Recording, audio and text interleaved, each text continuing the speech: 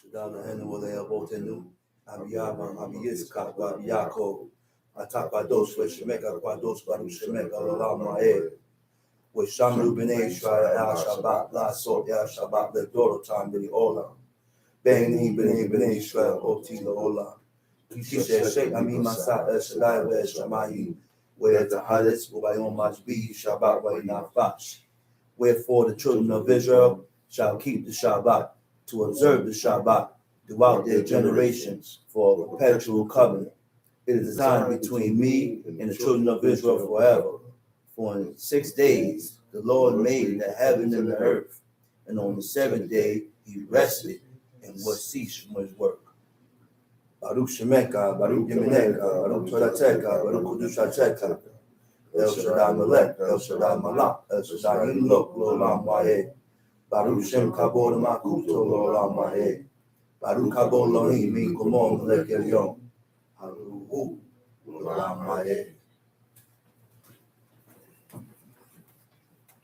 First of all, I'd like to give all honor and praise to the God of Abraham, the God of Isaac, the God of Jacob, the great, mighty, revered God, the Most High God, who bestows loving kindness, possesses all things, who remembers the pious deeds of the patriarchs, the Most High, slow of anger, great in kindness, forgiving iniquity and transgressions, but who will by no means clear the guilty, visiting iniquities of fathers upon the children to the third and fourth generation. The Most High's work is perfect, for all his ways of justice, a God of faithfulness and without iniquity, just and right to see. Make me see.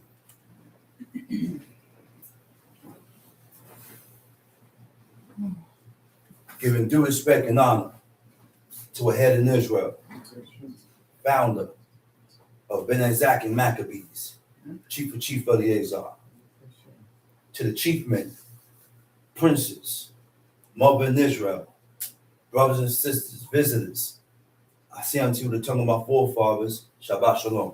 Shabbat Shalom Leka. The way of life is about humility. I said the way of life is about humility, which means you're not going to gain and attain the ways of God without humility and meekness. You're not going to attain and gain righteousness without humility. The way of life is about humility, which is the beginning of righteousness. And righteousness is the performance of the laws of God. I said righteousness is the performance, is fulfilling the laws of God. You can't tell me you're righteous and you sin presumptuously. You can't tell me you're righteous and you don't do the things, you don't fulfill the things that you read in this book. Huh? It said, and wisdom only comes through the performance of the laws of God. So, if you are not performing and fulfilling the laws of God, where do you think wisdom is coming? Where's wisdom coming from? It ain't coming to you. Wisdom is not going to come to you. Because in order to attain wisdom, you have to perform and fulfill God's laws. Now wisdom can come to you because wisdom don't go to deceitful people. I said wisdom don't come to deceitful people with fraudulent thoughts. Fraudulent thoughts which is contrary and opposite from what the book says. Now we read the book and we look for loopholes to gratify and satisfy your own thoughts. Because this is the way I look at it. I don't look at it according to how it's read. I look at it with a distorted mindset. I said I read this book with a distorted mindset, which brings about corrupted actions.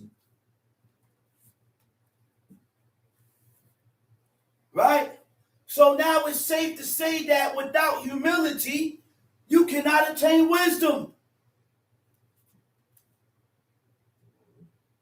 You can't attain wisdom without humility, because it takes humility to acknowledge your faults.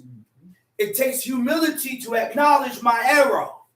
It takes humility to acknowledge, where did I go wrong? You will begin to search yourself.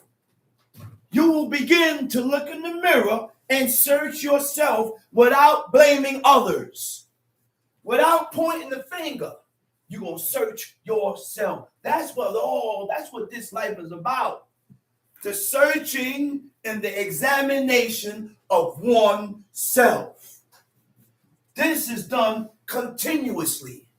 Every day of your life, you are looking within yourself.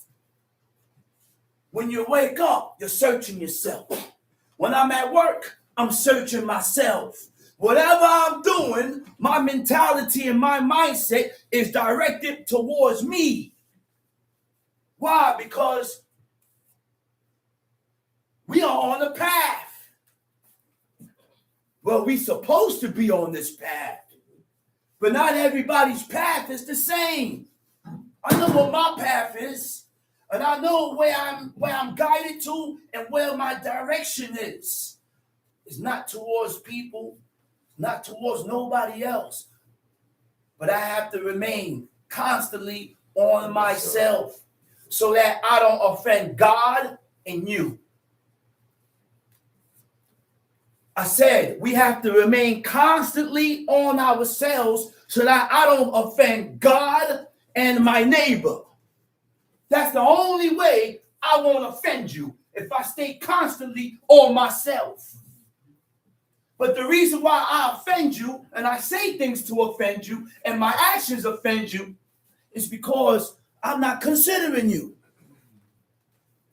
And I'm not on top of my own self.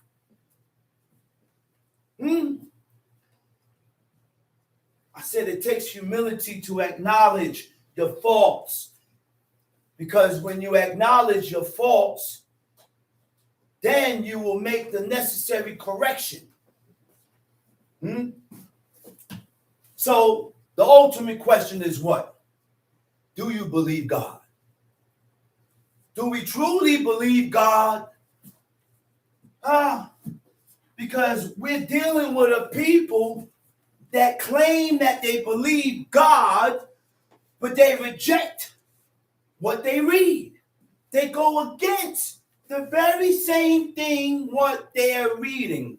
Why? Because we have a forward mindset.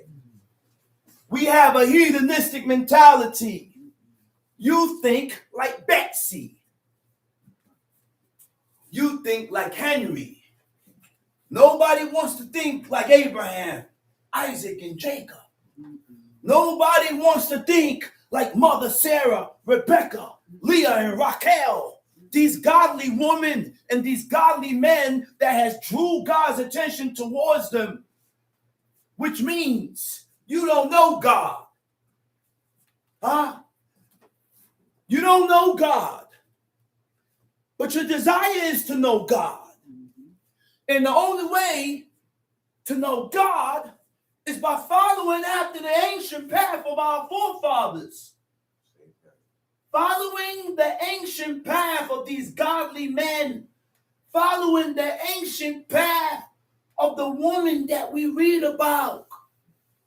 Now I will be able in time, because everything is done in time. Nothing happens right away.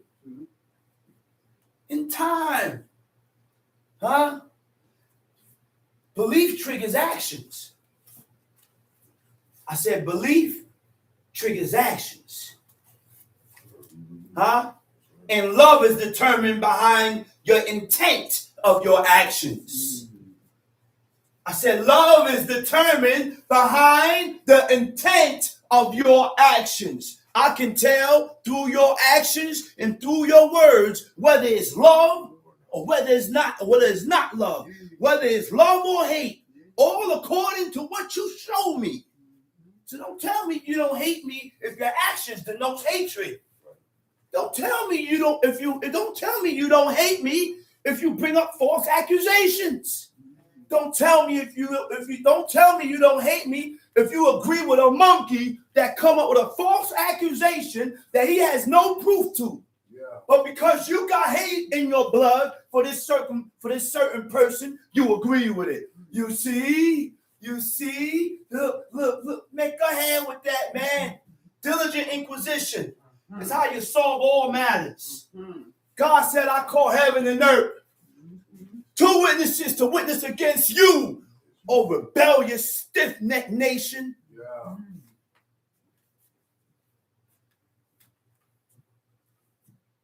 Again, but when the Most High turned the tables and put the situation before your face, we always fail. We always fail. This is why it's important to remain on yourself. It's important to remain on yourself. I was reading something in second Ezra. Ezra was a priest. Yeah. Ezra was a priest. And he let go of the worldly things. When we first begin to make our mind up to serve God, there is certain things we must let go of. Yeah.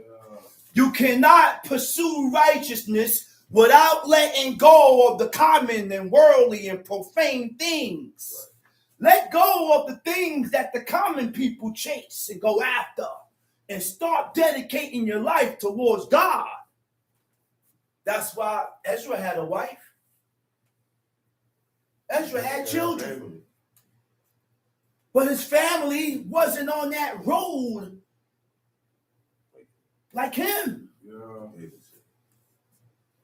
So he had a conversation with an angel. And the angel came to him. He said, hear me, and I will instruct thee. Hearken to the things that I say, and I shall tell thee more. You're not going to receive in progress if I don't hearken to what I know now. Right. If I'm messing up with the things that I know already, why would God show you more? Right. That's right. God ain't gonna show you and elevate you more because I didn't master what I know. I didn't perfect what I know. I'm still slipping and sliding and backsliding with what I know now. So how in the hell are you going to increase in knowledge if I keep slipping and sliding with what I know now? You don't never make a mistake and go outside without fringes. You don't never forget to put your fringes on. Because there have been times. And what you think I'm talking to? Not you. Myself. Because there have been times when I'm at work and I look down, I said, damn, my fringes are not on my sweater. But when am I going to stop slipping? You think I'm talking about you, huh? I ain't talking about you. I ain't talking about you. And my job is not to come up here and make people a subject. I don't come up here to make people a subject. My job is to come up here and expound on the laws and the commandments of God. Whether you hear or forbear. Whether you accept it or not. So now I have to receive these words like medicine. This is medicine and therapy for me. I don't know what the purpose of these laws is for you, but I know what it does to me. By me. That's why God commanded the king to read the law every day. So that you may learn to fear God and that your heart don't be lifted up above your brethren. So the person that puts more time in reading that book will learn to fear God. And he that put more time in reading that book has less pride than you that don't put time into reading this book. Why? Because that's the effects of reading. God said it will affect you in that form or fashion. So if you don't want to be proud, you want to relinquish and get rid of pride, because the beginning of sin and what corrupts man and woman is pride and vanity. These are the two things that our forefathers asked God to remove from them. Pride and vanity gets in the way of you serving God. He said, and I said, speak on, my Lord. Then said he unto me, thou art sore troubled in mind for Israel's sake. Let me show you the mentality of godly men. At this point in time, Israel is way deep down into the ditch. They are not serving God. Okay? They had chosen their own wanton ways. But this man named Ezra is troubled for the sake of the nation. For their sakes. And he's righteous and he has nothing to worry about. But these are the godly attributes of godly men. Which means, didn't Samuel show you from the beginning? He said he cried for Saul all night. And if God wouldn't have told him to stop, that man, only God knows how long that man would have continued crying. He said, how long will you continue to mourn for this guy here, seeing that I rejected him? But those are godly traits, godly character, godly attributes. You cry for your son, right? I say you cry for your son, right? And your son wicked as hell. Okay. Wicked and evil as hell, but you still cry for him. Yeah. Don't tell me you ain't. Don't tell me you're not going to cry for him, John. Because if you get hung up on the light pole, you're going to cry. Even though he rejected God. Yeah. That's what I did.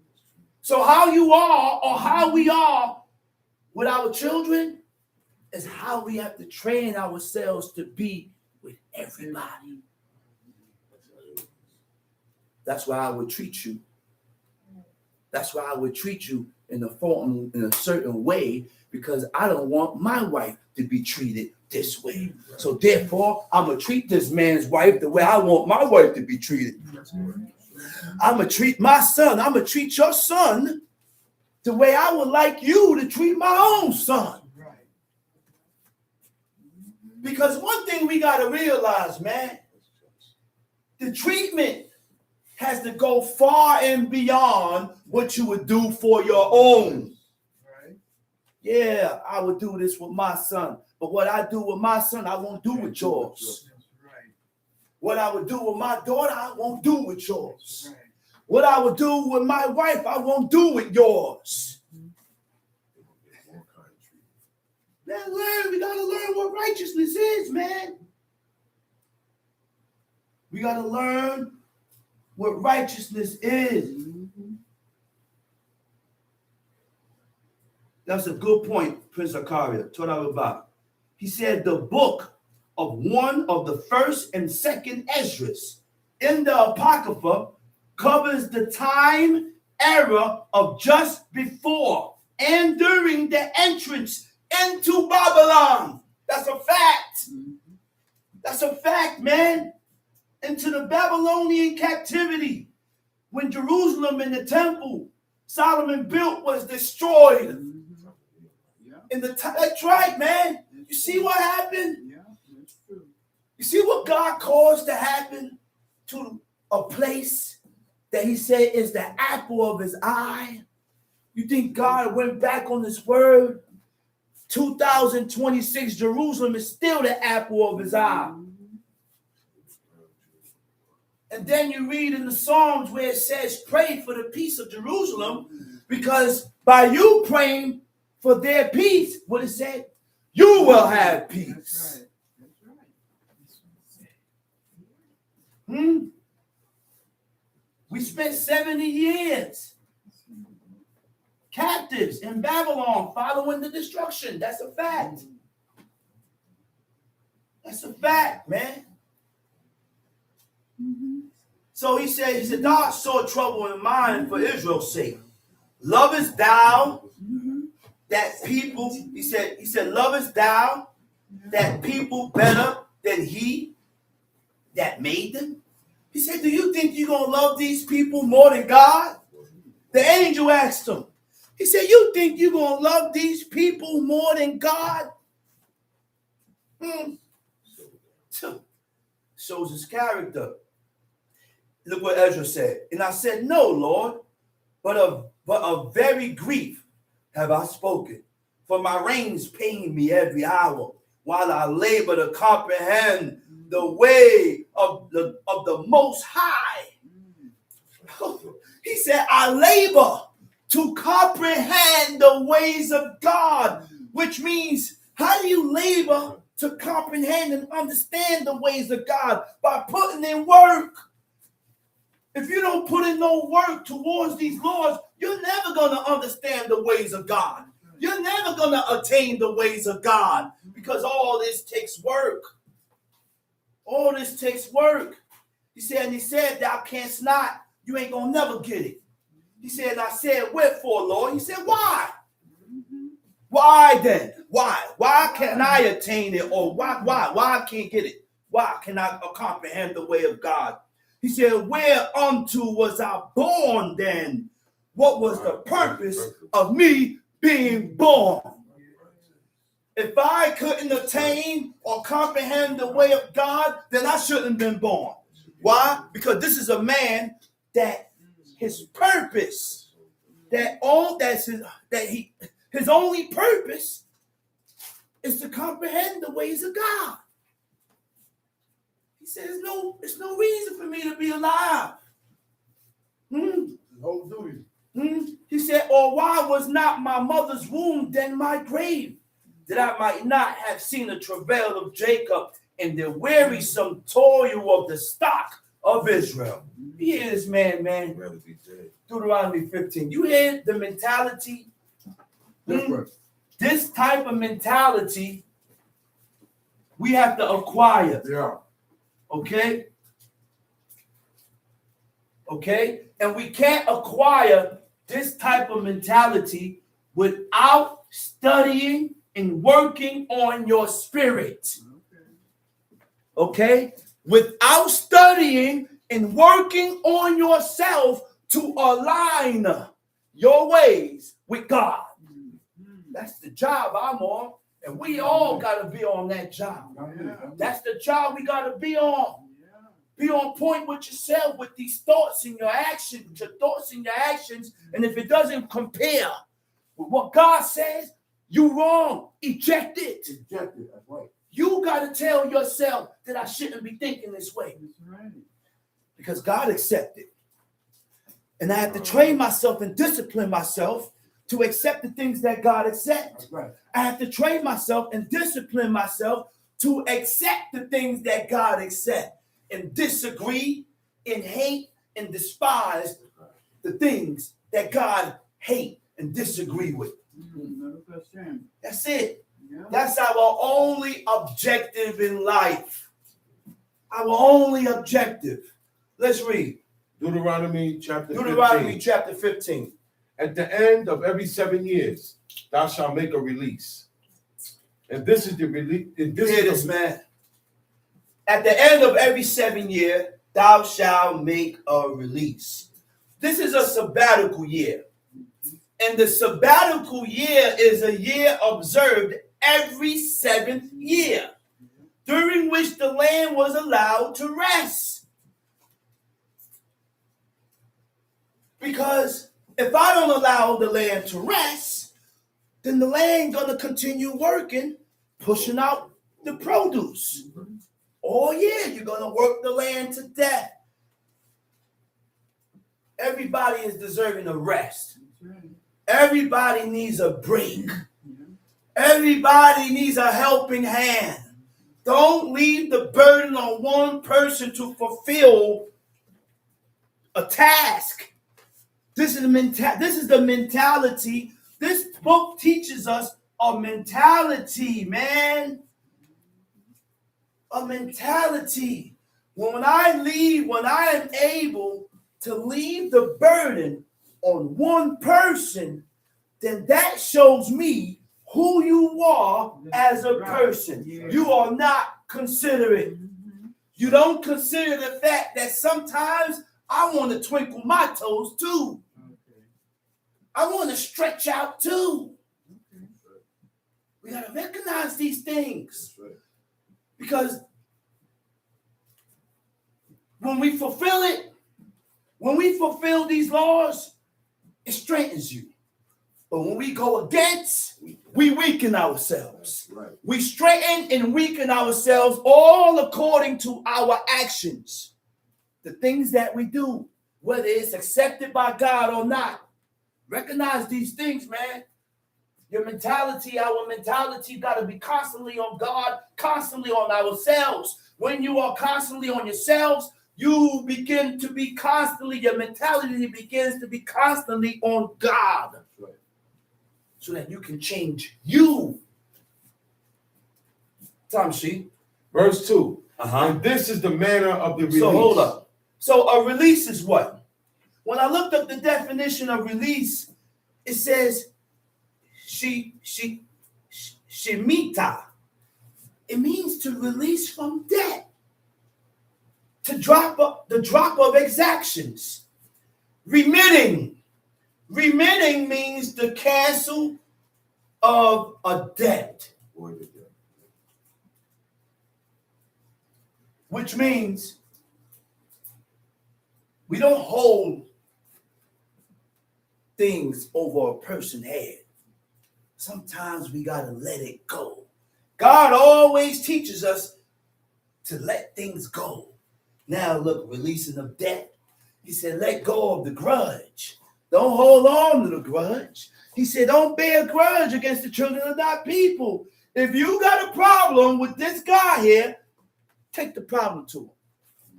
Don't hold no grudge now. You got a problem, take it to him. If you haven't taken it to him, then you must ain't got a problem. Stop talking about it then. Why you talking to me, spreading rumors, gossiping, tale-bearing, slandering, when you should have been taking your problem to him? You don't have a problem. If you have a problem, you take it to the person you have a problem with. If you don't take it to the person, you must be okay. You must be okay. Don't hold it. Why? Because grudges turn to hate. Stop holding debt over a person's head, knowing that the person cannot pay it back. See, this is why I read what I read last night. The greatest power of serving. The greatest power of serving without looking for return. Without looking for a return, which means I will serve you and do for you without looking for nothing back. Huh? And that was the mentality of the woman with Elisha. She served the prophet and didn't look for nothing back. Now, because of this godly man, because he has a godly mindset, because he is righteous, he knew that he had to consider her because she did good to me. He knew that. He knew that. He knew that he owed her. He knew I had to do something for her. Exaction is the action of demanding and obtaining something from someone, especially a payment or service. Tamshi, verse 2. And this is the manner of the release. Every creditor that lendeth aught unto his neighbor shall release it. Every creditor that lendeth aught unto his neighbor shall release it. Let it go. He shall not exact it of his neighbor, Or 7 years. If I owe you and I'm not able to pay you after 7 years, I'm looking to let it go after 6 months. almost a decade. I don't even want it back, man. You good. 6 months, you ain't about to pay me? I don't want it back. Go ahead, man. First of all, if I see you ain't got it, my mentality is, you ain't got to pay it back. You have it to pay it back, okay. You don't have it, you can also say, listen, man, I ain't got it to pay back, man. Listen. I need this. What? That's what you need? Take it. Take it. Everybody not like you. But we have to be that way. That's the only way towards the way that God will. That's the only way that we can obtain or grab God's attention, by those ways. See, we got to change our ways and stop telling yourself that you're good. Stop telling yourself that I'm good, because you ain't good. That's the problem. We subconsciously tell ourselves that we're good. Yep. And I'm pushing up. And listen, man. I'm blessed. We got to stop doing that. I'm blessed. You know why? Because our forefathers didn't do that. None of our forefathers did that. King David lived the rest of his life with a guilty conscience. What he did years ago still bugged him to the end of his days. And even though the prophet came to him and told him, he said, your iniquity has been erased, he still wrote psalms about and asking God to blot out his transgressions. I say he asked God to erase his iniquities of his youth, and he only messed up one time in the matter of Uriah the Hittite. But the difference is with King David is that God sent Nathan the prophet and told him that your iniquity has been erased. Has been erased. I like what my man said, man. Righteousness is determined after you have offended God. Righteousness is determined after I offended you. What do you do after you have offended a person? What do you do after you offend a person? How do you feel after I have offended you? How do you feel after you have offended God?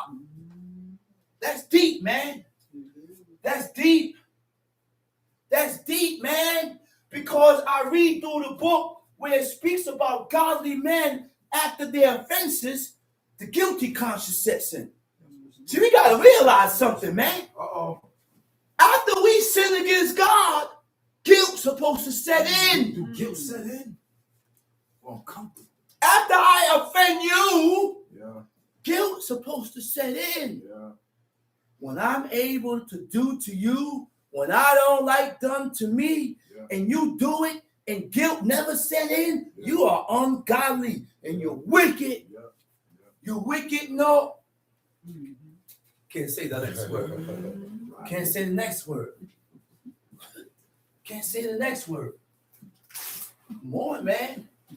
Come on, man. But we will only attain this mindset by reading the book with a desire.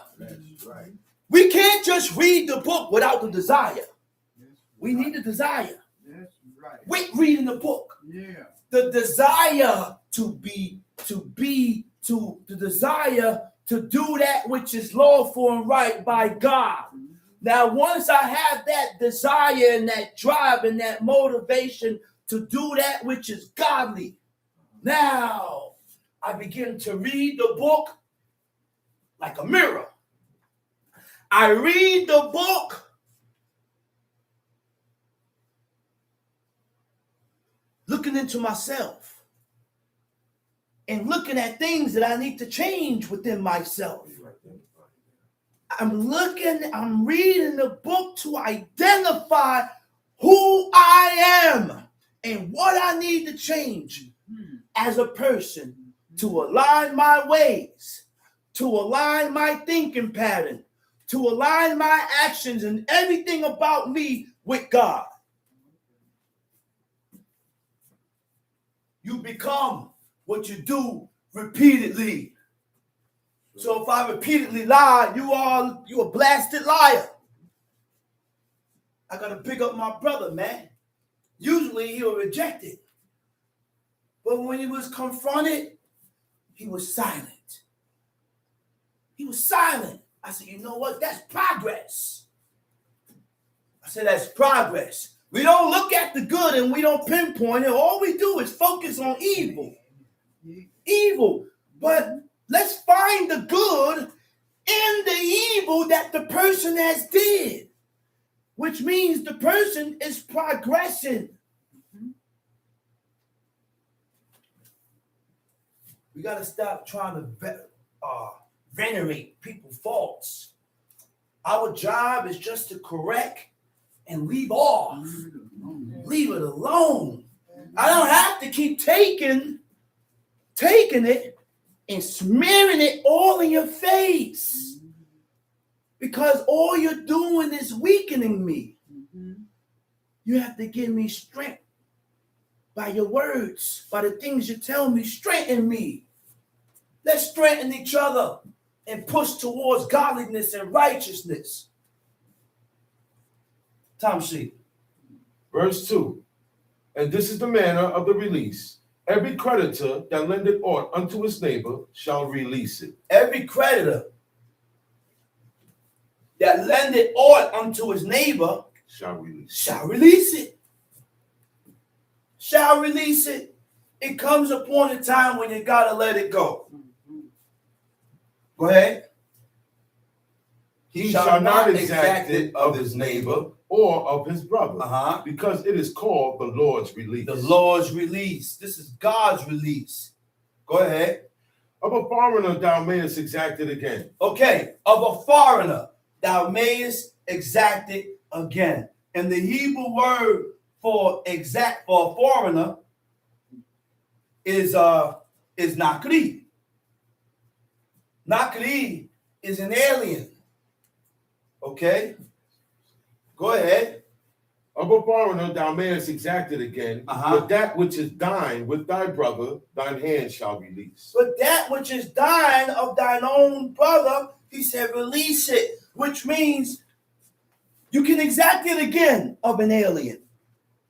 One that's not of Israel native. But of your own people, of your own brother, he said, don't exact it. He said, let it go. Let it go. Don't treat him like that. Which means the treatment of aliens and brothers is different. But we give people that don't know God, godly treatment, but we treat our own people like Zoak, like feces. We look out for aliens and foreigners. Consider them more than we consider our own. I see every day. And just like I always say, man, why do we continue to keep giving out book bags and crayons, donations to the people in the neighborhood without looking for Israelite and Hebrew houses first? We have enough of our own people that serve God, that have children that need. But we look for heathens. The child just finished cursing out his mother. Yes, sir. And you go and give him. Yes, sir. This dude here, he got kids. He just beat the hell out of his father. But you give him. Talk about it, brother. Then you got this God-forsaken woman that just finished fighting her own mother. But we giving and donating to people that hate your God, that despise their parents, children despising their parents, the parents despising their parents, but we look out for them, but we don't look out for our own. We don't look out for our own. I said we don't look out for our own. You know what I do? I talk about you. I slander your name. I shoot you down. I talked to one brother. I said, man, Chief Mika, I'm crazy. Look what he said. Look. I'm training myself not to talk negative about nobody. That's right. That's right. That's what my father said. If you ain't got good to say about a monkey, don't say it at all. You know why? And that's book. That's law. You know why? Because the book tells me that if I have something negative about you, I know something negative for me to come to you. That's right. That's the only way. Come to you. If I ain't gonna come to you and address that negative thing, leave it alone. Leave it alone. Yeah. That will destroy the gossip. Yep. You know, within the camp, Okay. you got groups. Yes. Groups. Cliques. A group of sisters done ran this other sister away. What the hell going on, man? A group of men done ran this brother away. What's going on? I don't stand on that, man. I don't stand on that. And I can't stand on that. We got to treat these people as if they've been here for years. As if they've been here. And by your treatment will determine whether they come back. That's right. Your treatment. I said, by your treatment will determine whether they feel welcome to come back. Isn't that what God said? He said, he said they didn't welcome us. Yeah. The Moabites, Moab and Ammon did not welcome us. They came out with swords. We just came out of Egypt. Yeah. We're trying to pass through a land to get a shortcut to get to the land. They came out. He said, listen, man, I want to pass through your land. I'm not going to eat nothing without paying for it. I'm not going to drink nothing without paying for it. Everything that I take, I will pay for it. Just allow me to pass through. But the people wasn't trying to mess with the nation of Israel. Because at this point in time, this thing here was fresh. Yeah. God had did Egypt a job. He did Egypt a job. No nation wanted no beef with the nation. It was well known. It was known. And they was bitter because of Look, let's read. Save when there shall be no poor among you. For the Lord shall greatly bless thee in the land. Save when there shall be no poor among you. So if I got, what you doing without?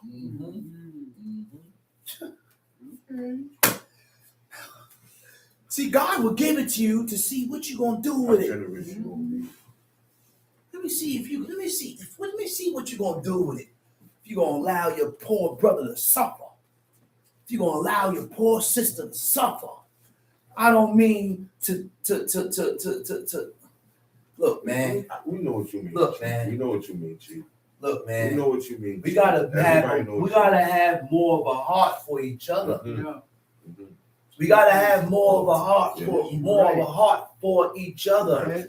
Because if you talk about you got a heart for God, but you don't got a heart for your own brother. You don't got a heart for God. If you can't love me, then you can't love God.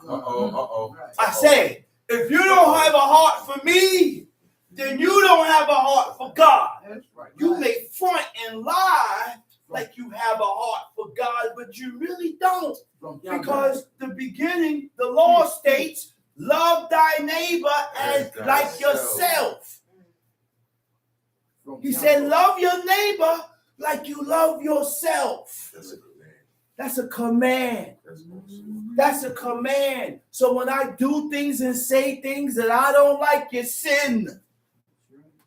You sin. And these are the things that blemishes our spirit. We're blemished, man. And we block ourselves. Tom Sheep. For the Lord shall greatly bless thee in the land which the Lord thy God giveth thee for an inheritance to possess it. Deuteronomy chapter 15, verse 5. Tom Sheep. Only if thou carefully hearken unto the voice of the Lord thy God. Only if thou carefully hearken to the voice of the Lord thy God. That's the only way you get the blessing. That's the only way you will receive the blessing. You have to listen. Don't allow yourself to be hardened against the thing that is lawful and right by God. Yeah. Because when I stubborn up against that which is right by God, your heart becomes more hardened. Yeah. Go ahead, let's read it. That's true. To observe, to do all these commandments, Uh-huh. which I command thee this day. Verse 6. For the Lord thy God blessed thee, as he promised thee. For the Lord thy God blessed thee as he promised thee. God is the only one keeping his word. God kept his part of the deal. But we ain't keeping our part of the deal. How many of us just done vowed? Done vowed, and we done forgot what we vowed to God and reneged on our promise with God. How many of us done vowed and promised each other, and we reneged on our word? Because these things is what weaken us.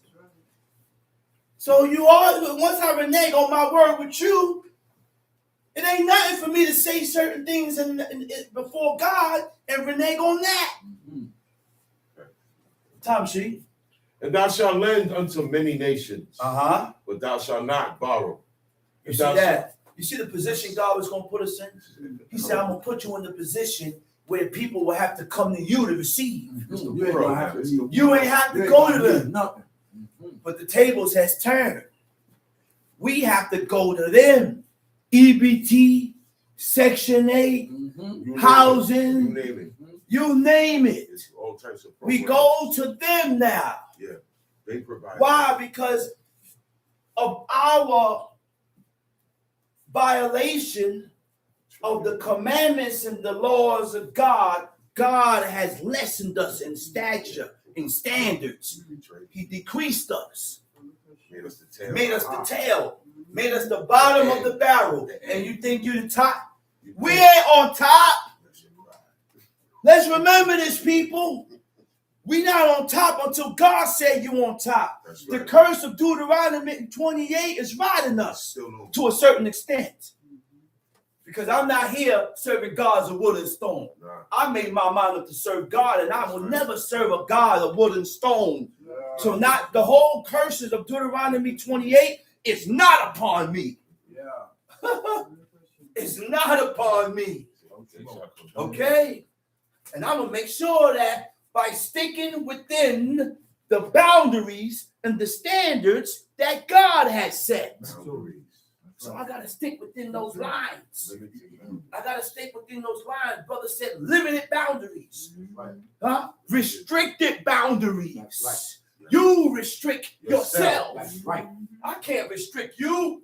You restrict yourself. Yeah. So when I go to put the restrictions, you don't look at me and tell me I'm putting the burden on you. Because you already put the restrictions on yourself. You have no problem with it. You have no problem with it.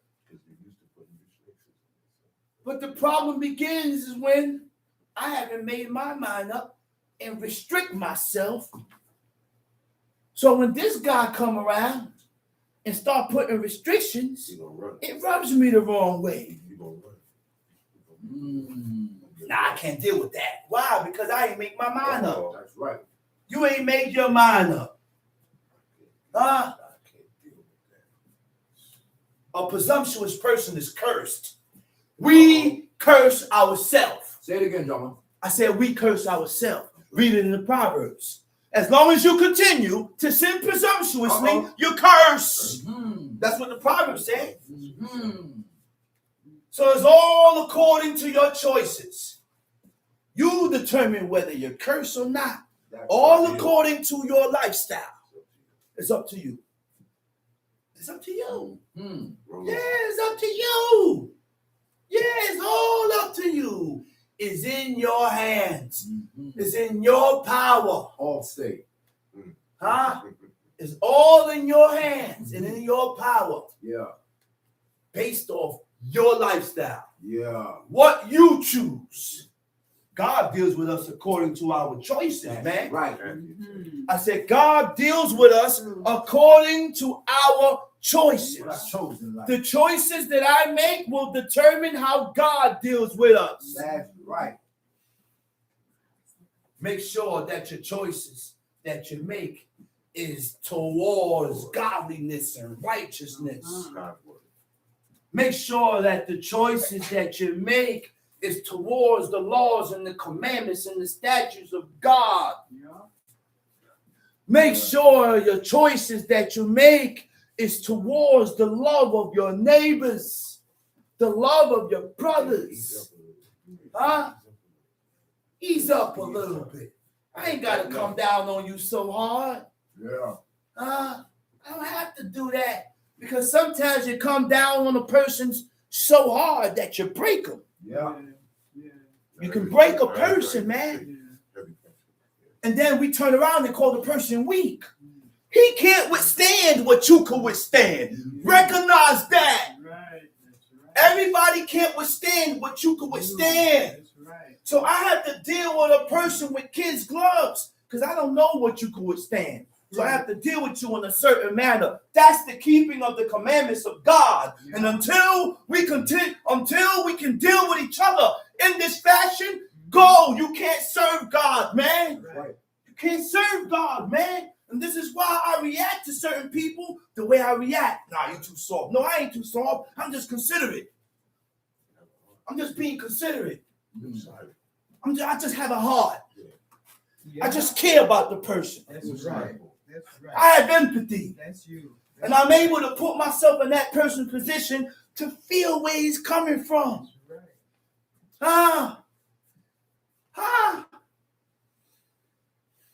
That's why I got to say the story again. Because what I said last night, everybody wasn't here. I was coming from work. I have to say it again. I was coming from work.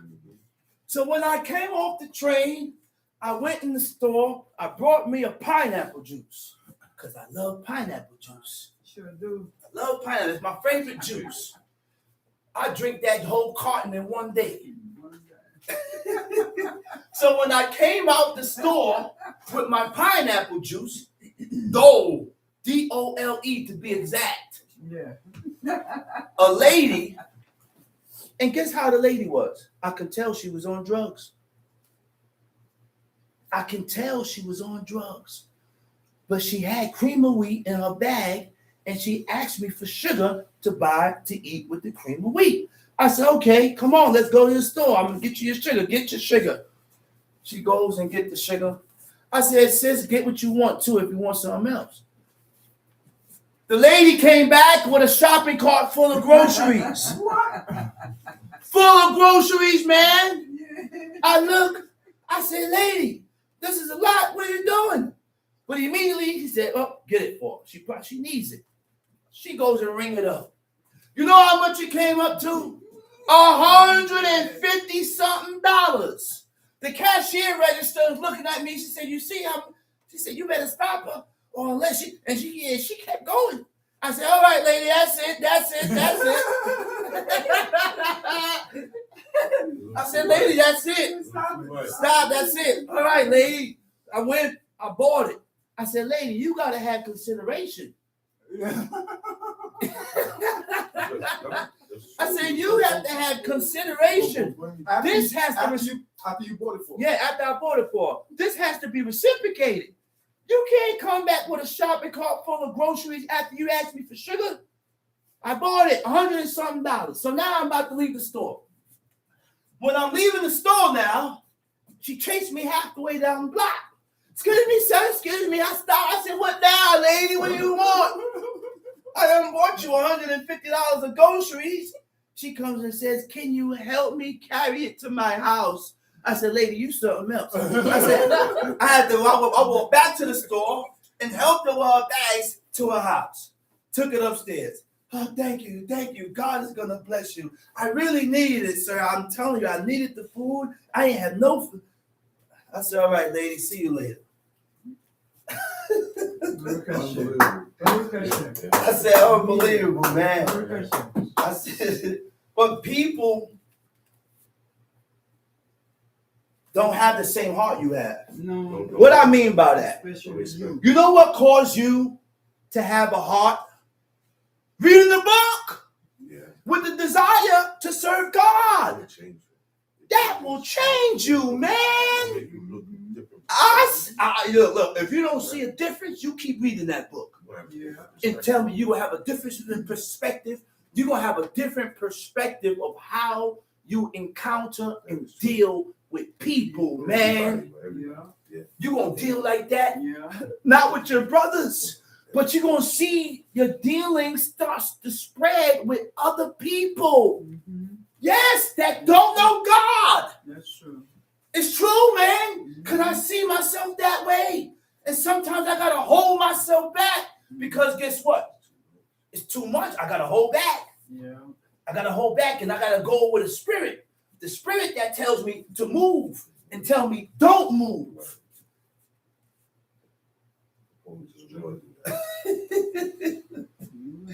Let's read.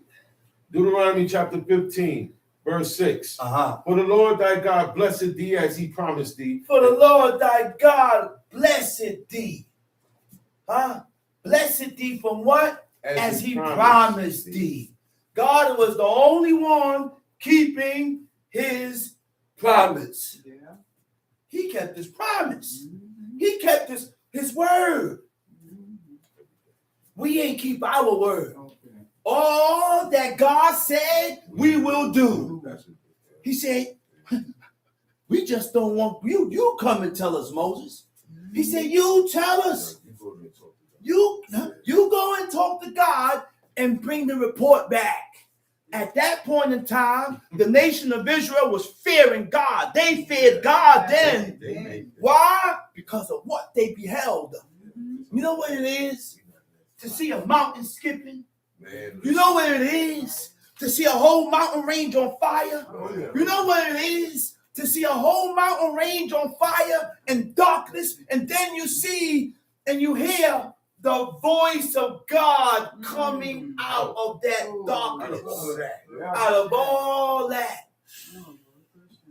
Then you hear a trumpet exceeding waxing louder. If that don't put fear in you, that's a problem. You got a problem. This is why God dealt with the nation the way they dealt, because of what they saw. Because of how he dealt with them. How God dealt with you. Listen, let me tell you something.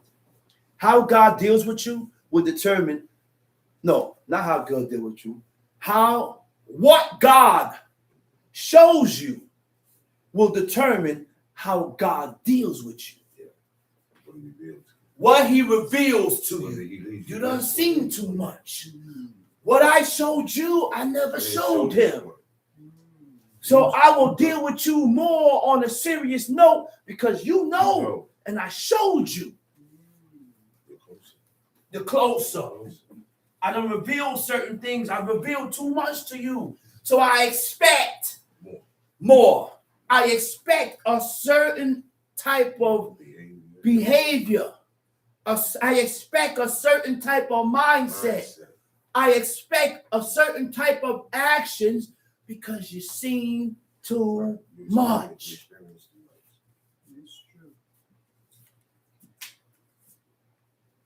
I only seen one man get hit by a car, went up in the air and came down and started walking.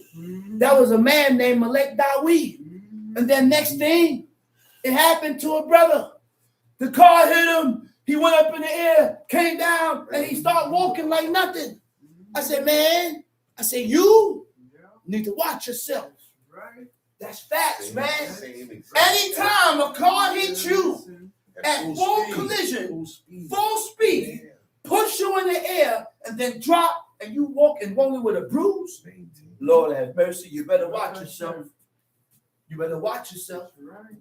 You better watch yourself. That's the correction of God. There's something that you're doing that you need to go into yourself. Wait a minute.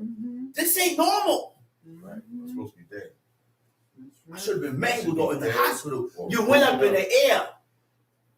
Not inches, feet in the air and came down. Come on, man. God slammed you. People don't get People are not normal after Wake up. after that. You ain't normal after that. I know. Listen, I know. Mike, look. Yeah. Yeah. I know people that thing happened to, and they don't come They back. come back from it, or they're They not the don't come same. back, or they're not the same. That's right. Usually. That's right. Usually. That's right. So when certain things happen, we have to watch ourselves, self-reflect, watch yourself. It's a message, man. Tom sheet. Shit, my brother was hit by 2 cars. That's the second one. Mm. Tom And thou sheet. shalt lend unto many nations, But but thou shalt not borrow. thou shalt not borrow. And thou Read. shalt reign over many nations, but they shall not reign over thee. You hear that? He said, man, you gonna be on top. You gonna reign. You gonna run the these world. people. You gonna run the world.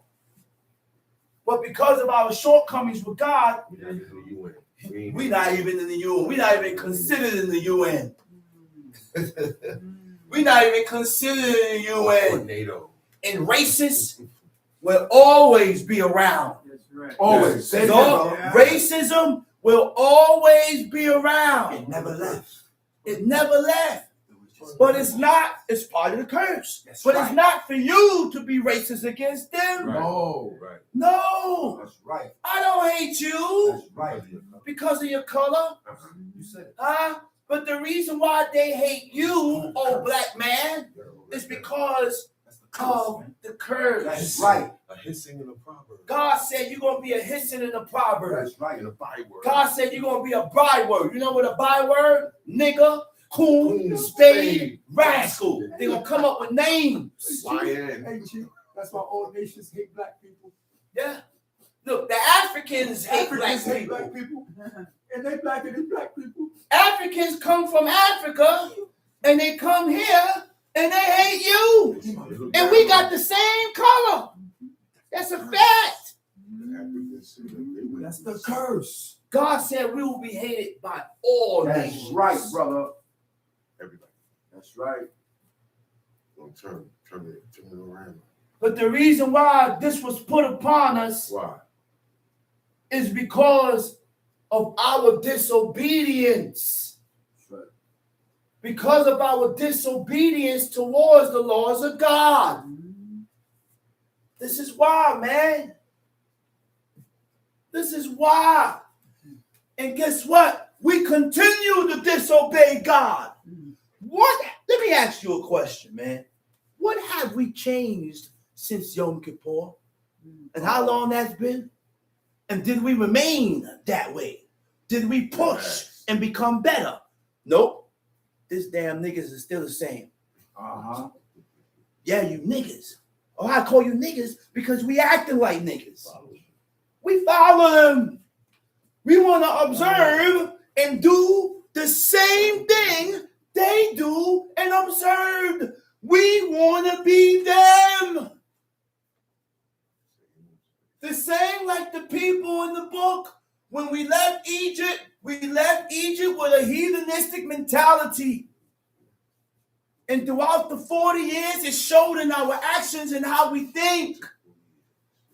It showed. That's why God said, when you come to serve me in simplicity of heart. You know what simplicity of heart means? Let go of your past and come as an empty vessel, ready to receive and not reject and argue. Everything you receive, you're not going to understand. Only in time you will understand, but that comes with works. God opened you up in time. That's right. You don't understand everything one shot. I don't understand everything. Some things I read, I can't even explain it. I got to leave it alone and wait for God to show me. That's right. Right. I said certain things you may have to leave it alone and wait for God to show me. But it's not for you to have doubts. A lot of us, because we don't understand, the doubts starts to stir up. It's not for you to have doubts. Right. Because this is the true way of life that God has prescribed for man to live. I said I'm going to repeat it again. Who was, who is, and who will be in glory. There is no second to compare to him, to consult with him, without beginning, without end. To him belongs strength and dominion. To him belongs strength and dominion. He is my God. He is my God, my Redeemer living. The rock of my travail. The rock of my travail in the time of our distress. He's my banner and my refuge. My banner and my refuge. The portion of my The cup. portion of my cup. In the day when I call. In the day when I call. Into his hand I commend my spirit. Into his hand I commend my spirit. When I sleep. When I sleep. When I wake. When I awake. And in my spirit. My body also. The Lord is with me. And I will not. And I will not. Baruch Shemor. That's the name right there. That's what we call it.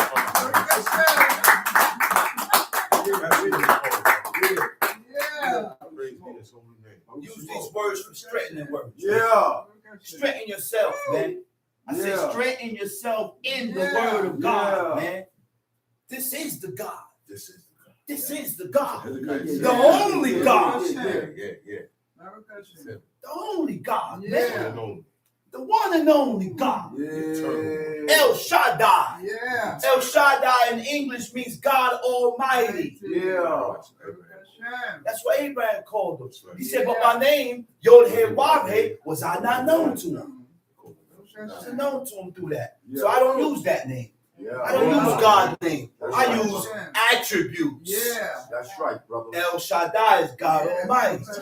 I also use the eternal one. So the eternal one. That's the eternal one. Did we look up eternal?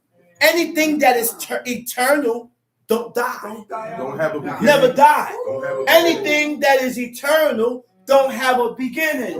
Anything that is eternal don't have an end. So what you telling me about some damn JC? JC is God. JC is the modern day Tammuz. Or Tammuz is the modern day JC. He was the godchild of Nimrod and Semiramis. But we continue on the worship of deity and idols. Why? Because we don't like restrictions. We have a problem with commands. Don't do this. The desire comes within us to do it. Huh? That's the evil in us. Anytime it says thou shalt not, immediately desire begins to stir up in you to do what just told you not to do. After I done told you not to touch it, what a child does. They go, reach out, and they look at you.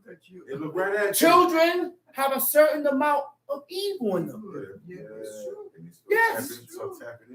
But it's our job to correct that evil within the child as they bring it in, as they begin to grow. You gotta counter it. You gotta counter it. Charlie was like 6 months old, and he bit his brother's finger and laughed. 6 months. And he laughed. Tom sheet. If there be among you a poor man of one of thy brethren. If there be among you a poor man, huh? Go ahead. Of one of thy brethren within any of thy gates. Of one of thy brethren. Huh? In any of thy gates. Uh-huh. Which the Lord thy God giveth thee. See, these laws was for God's people. These laws was for Israel. To Israel, for Israel. By Israel. That's it. God didn't give us these laws. These laws wasn't for the nations. You know why it wasn't for the nations? Because God commanded us to wipe them out. That's how I know it wasn't for them. It wasn't for them. Because God already told us before you go into the land, I need you to wipe out these 7 nations that's greater and mightier than now. Because if you leave them around, they're going to be a thorn on your side. They're going to trap you with their ways and their customs and their traditions and their practices. Do we know that's how we get entrapped? We get trapped off by following the ways and the customs and the traditions of the nations. That's right. That's their practices. Right. That's their traditions. Yeah. That's their days. That's how they move. Let's read. Thou shalt not harden thine heart. Thou shalt not harden thy heart. Wait a minute. You know what harden your heart means? Huh? A hardened heart is when a hardened heart against your brother is when you are uncompassionate and unwilling to help or forgive. You hear that? A hardened heart. Oh my gosh, I just seen this. And all this time I'm reading it, but I just seen it. The reason why we have a hard time forgiving is because you have a hardened heart. The reason why you hold on to grudges is because you have a hardened heart. God done told you, let it go. And if you have a hardened heart against your own, don't you think you're gonna have a hardened heart against God? That's right. You got a hardened. That's automatic. You got a hardened heart against God because your heart is hardened against me. And God said to love me. That's right. Yeah, God commanded you to love me. That's right. He said, love the stranger, which is a command. Love your brother, which is a command. Love the widow, which is a command. Love not the fatherless, but the unprotected. The Hebrew word for fatherless is yatum, which means unprotected, which means the person has their father, but he's not around. That's right. He's not around, That's right. which makes that person unprotected. And the person could be 80 That's right. and be fatherless. That's right. I never read an age That's right. concerning fathers. That's right. That's right, brother. I never read an age concerning fathers. That's right, brother. A grudge only hurts the person that holds it. That's right. You hurt yourself. You said it all the time. The grudge only hurt a person that holds it. Like the example my brother Prince Akaria said. He said, hold a cup of water. In the lightest cup. He said it ain't heavy, but you hold it for an hour. In time, it will be heavy. And it become heavier in time. And it gets heavier in time. So the longer I hold on to grudges, it affects me more. It continues to affect me more. Weighs down on you. He said, unwilling to help or forgive, with no ability to understand and share the feelings of another person. A hardened heart. Wait a minute, man. A hardened heart refused to listen. I said a hardened heart refuses to listen to reasoning. A hardened heart will not accept correction. A hardened heart will not accept reproof and reprimand and chastisement. You're not going to self-reflect because your heart is hardened. And your heart is hardened because you're detouring and your path is towards destruction. Isn't that what God said about Hophni and Phinehas? They didn't listen to their father. He said because the Most High delighted to destroy them. That's why they ain't listen. He already had them on the path of destruction. So a lot of us not going to hearken to correction because our destiny is already paved out. It's for you to be destroyed. But God made sure I warned you. He said, even though I'm going to destroy you, I'm still going to warn you and give you hope. That's God. Huh? Even though he had in mind to destroy Hophni and Phinehas, and he knew that they wasn't going to change, But he still make their father, Eli, correct them and approach them in this fashion. Next thing, what Coffee and Phineas did, what they did is what caused Eli to fall back and break his neck. Why? He said, because sometimes the correction, you spoke to him, but you didn't use force. Sometimes not every correction is suitable for the violation. Some correction, I can't talk. I said some correction, some chastisement, I can't talk. Some correction, son, I gotta beat your butt for this. I have to put forth, exert strength now. I gotta beat you for this. And I don't beat my kids. Why? Because I want my kids to be able to come to me and talk. If I continue to be a rant and a tyrant and get screaming, go crazy, then they're going to do things and they're not going to want to come to the Father and speak. I need my daughter to be able to sit me down and speak to me and tell me how she feels, so I can be able to give her godly counsel. I don't want my children to shut down on me. I don't want my children to shut down on me. So I don't react and get crazy sometimes. Sometimes all I got to do is look. Sometimes all I got to do is look. And my innocent, poor little princess starts crying.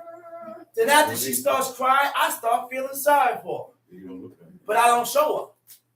I don't grab her and hug her. You can't show them. I don't show her. But deep down inside, I feel sorry for her. And I leave her to herself. And I may talk to her hard and say, go ahead, go cry. Leave me alone. Go. And then I go off and I feel sorry for her. Then later on, I'll come back and hug her. That's my princess. That's my baby. And I love my son too. Yeah, I love my son. You ain't the princess, though. He comes and always want to lay on top of me. Always want to come lay on top of me, put his head down, but I don't shun him all and say, stop it, be a man. No! You can't push the little boy away and talk about stop, be a man. I put my head on my father. I sit down next to my pops, and I put my arm around him, and I put my head on him. We was close to our pops, man. We was close to our pops. Yes, he was. And when we got affectionate, he didn't push us off. When I first came home, I seen my father after years. He seen me walking. He ran towards me. He ran towards me. I ran towards him, and I hugged him. My moms came to visit me. I picked her up. Hey, put it down, man. You go to hell. This is my mother, man. Go to hell. This is my mom's. Pick me up. This is my mom's. Seen my brother after years. We in the same facility. Hug him. You're not supposed Come to on, man. The same joint I went into, my other brother left. Oh, it would have been problems. It would have been problems. Because whatever he get into, I'm ready at it. Thank God. It would have been war. We would have did 7 years together, brother. It would have been war. Thank God you didn't catch it. That's the word. So, a hardened heart refuses to listen to reason. We have to realize this, that when we do not listen to reasoning, what is causing you to be hardened against that? It's a deliberate choice to disobey God. These are the actions of those that disobey and go against God's laws willfully, deliberately. Presumptuous sin. A presumptuous sucker has a hardened heart. Time sheet. Thou shalt not harden thine heart, nor shut thine hand from thy brother. Nor shut thine hand from thy brother. Which means you're going to come across people that need, your own brother that's in need. And it's my job to do. God said, he said, give according that is sufficient for his need, right? In the Hebrew, it don't say sufficient for his need. It says in that which he lacketh. in that which he lacketh. Tamshi. But thou shalt open thine hand wide unto him, and shalt surely lend him sufficient for his need, in that which he wanted. In that which he lacketh. Tamshi. Beware that there be not a thought in thy wicked heart. He said, beware that there be not a thought in your wicked heart. Be on point with yourself concerning your thoughts, because our thinking pattern will trigger actions. Our action shows how we think. The things that we do in life shows how we think. I have to be beware of myself. So we have to beware and be on guard with self. Tamshi. Beware that there be not a thought in thy wicked heart, saying, the seventh year, the year of release. The 7th year, the year of release is at hand. And thine eye be evil against thy brother. And thou givest him naught. And he cry unto the Lord against thee, and it be sin unto thee. Oh my goodness. Okay? He said, beware that you don't have a wicked heart, right? Eliya'al levabeka means what?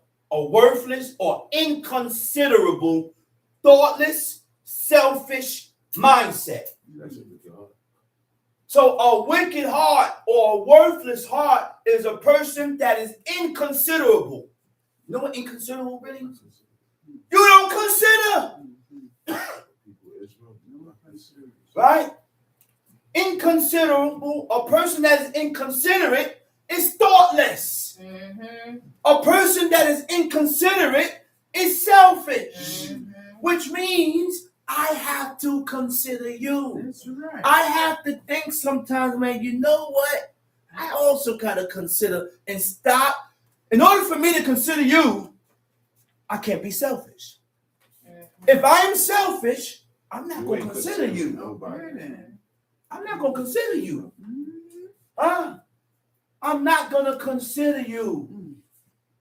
Then it says, he said, then sin be what? That sin, and it be sin indeed. And it be sin indeed.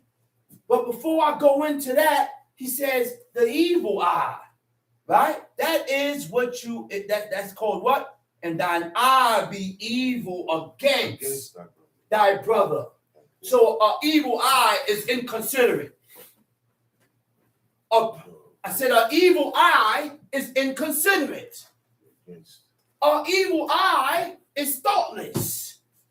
An evil eye is selfish. So what is sin? The Hebrew word for sin is kata. Right? It means guilt of sin is bearing responsibility for violating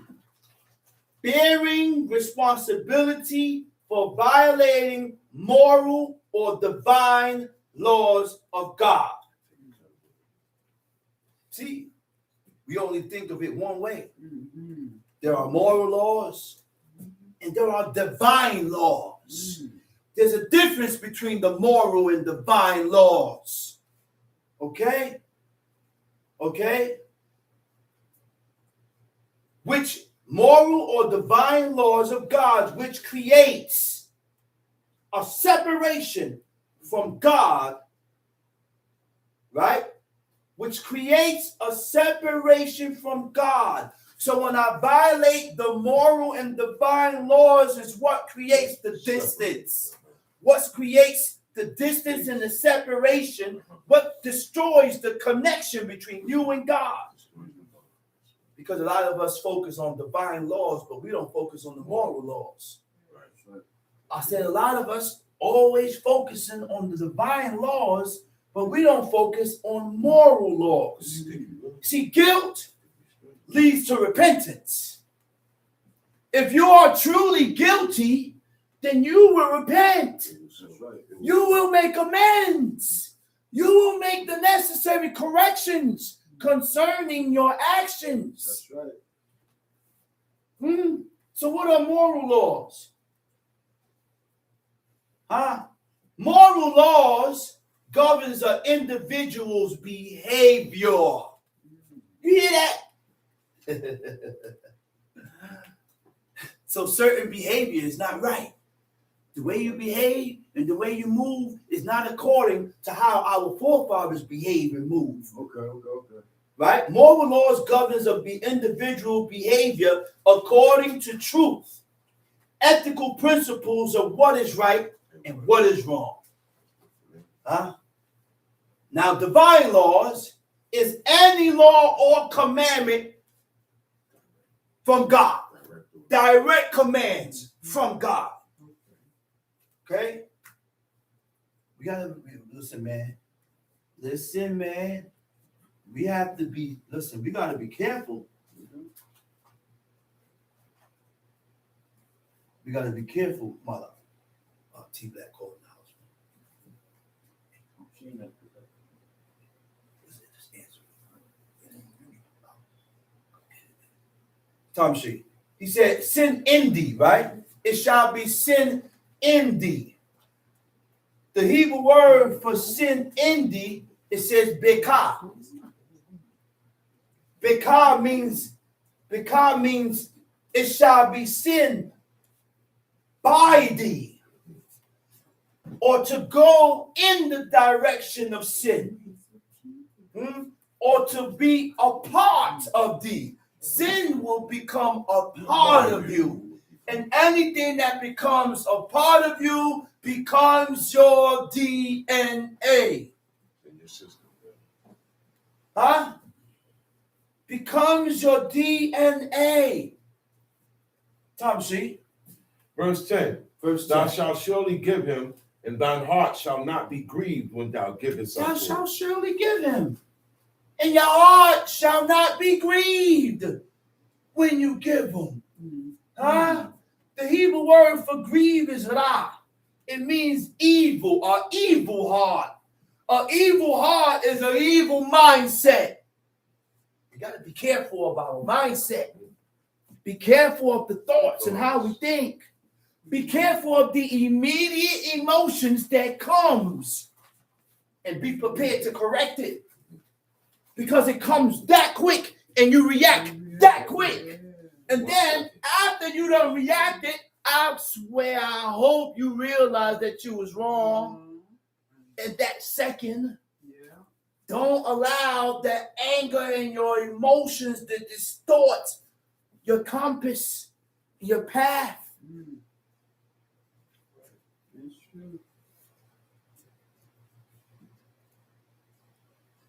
Let's read.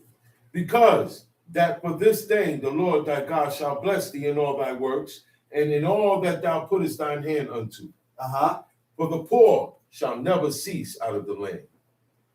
Therefore I command thee, saying, thou shalt open thine hand Read wide. that. What verse we at? Verse 11. Go ahead. For the poor shall never cease out of the land. For the poor shall never cease out of the land. It will always be poor people around you. Because being around poor people will determine how you move and how you deal with these people that are poor. Because, and this is why God said, read. Read. Because reading will diminish your pride. Reading diminishes your pride. We react. Every time there's a reaction is because of your pride. Yeah. Realize this. I said we react according to our pride. According to our pride. Tom She. For the poor shall never cease out of the land. Therefore the poor shall never cease out the land. Therefore what? Therefore I command thee, saying, thou shalt open thine hand wide unto thy brother, to thy poor, and to thy needy in thy land. And if thy brother, a Hebrew man or a Hebrew woman, be sold unto thee, and shall serve thee 6 years. Be sold unto thee, and what? And serve thee 6 years. Mm-hmm. Then in the 7th year thou shalt let him go free from Uh-oh. And if thy brother, a Hebrew servant, a Hebrew man, or a Hebrew woman, be sold unto thee, and serve thee 6 years, then in the 7th year thou shalt let him go free from thee. So one person asked me, didn't the Israelites enslave their own people? No. We was commanded not to make slaves of our own people. Right. We was commanded not to enslave our own people. But when a Hebrew man or a Hebrew woman was sold unto thee for servitude, they was released at a certain time. The man got released at the 7th year, and the woman got released after her relatives came to redeem her. She don't get released the same way the man gets released. She don't get released the same way the man gets released. So she gets redeemed from her relatives. When they are redeemed or let go, they are furnished liberally out of their flock. They are furnished with flock. They are furnished with everything, with flock and land. So now, go ahead. Now, see, this is what we got to realize now. This was a means of occupation. This was a job. You need a job, you ain't got nothing. I could take myself to you, sell myself to you for servitude for a certain amount of time. And then I would be let go. So now I'm able to fend for myself. Tom C. And when thou sendest him out free from thee, thou shalt not let him go away empty. Uh-huh. Thou shalt furnish him liberally out of thy flock, and out of thy floor, and out of thy winepress. Of that wherewith the Lord thy God hath blessed thee, thou shalt give unto him. Tom C.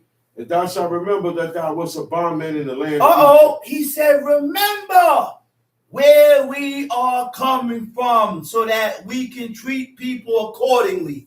That's what that means. He said, remember what?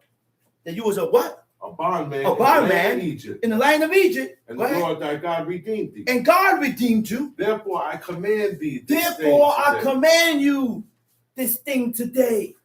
You know what that means, man? We got to remember our past. We got to remember where we came from. We got to remember there was a point in time I was in this state. So now I know how to deal with you. I know how it feels. Because I know how it feels. Sympathize with you. And some that have empathy. You can't serve God without being able to have empathy. You know why? Because I have to realize that one thing, you was in that position first. So by me putting myself in that position, you have to learn to let go and bypass certain things. You can't bypass certain things without humility. You don't have a humble bone in your body because you're always holding on. You won't let go. We have to treat people accordingly, man. Right? There was a point in time that I was a heathen. Not me per se. I was raised in this way of life. And I never detoured and went off to other nations and other customs. Never. I'm just using this as an example. We have to remember at a point in time that you was a heathen. We got to remember at a point in time that you was a drug addict at a time. And because I was a drug addict and I know what it is to fiend, when the drug addict comes to me and they're fiending, I'm going to feel sorry for them.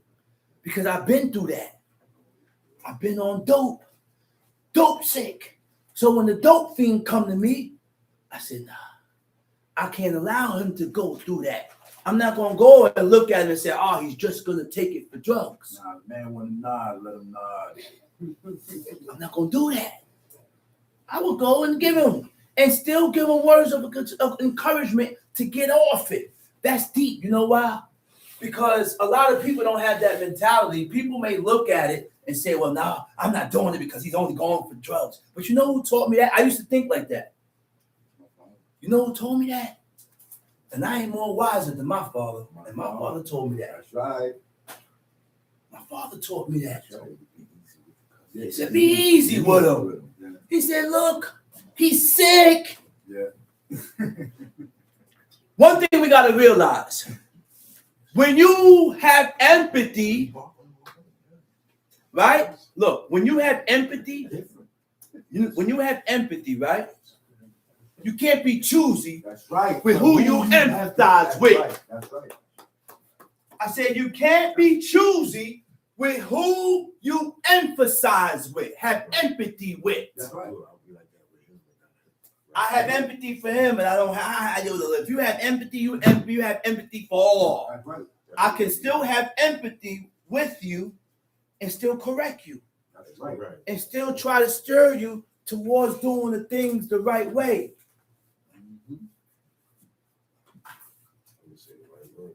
Huh? Can't serve God without empathy, man. Mm-hmm. We have to realize that you went through it. We have to realize that there was a time that you went through it. An empathetic heart does not discriminate. That's facts. That's a fact. That's a bomb right there. Yeah. An empathetic heart don't discriminate. You can't choose who you want to have empathy for. You can't choose who you want to have mercy for. You can't choose who you want to have compassion for. You can't choose. A merciful man, he's merciful, period, all the way around. It's in him to be merciful. If he's compassionate all the way around. Moses was a perfect example. That's right. The people was at the grounds of Mount Sinai serving a golden calf. A golden calf. And he stood in the breach. He stood in the opening. God told him, get out the way. Get out the way. He pleaded for him. He said, get out the way, Moses. He said, I'm going to wipe these people out. And I'm going to make a nation out of you.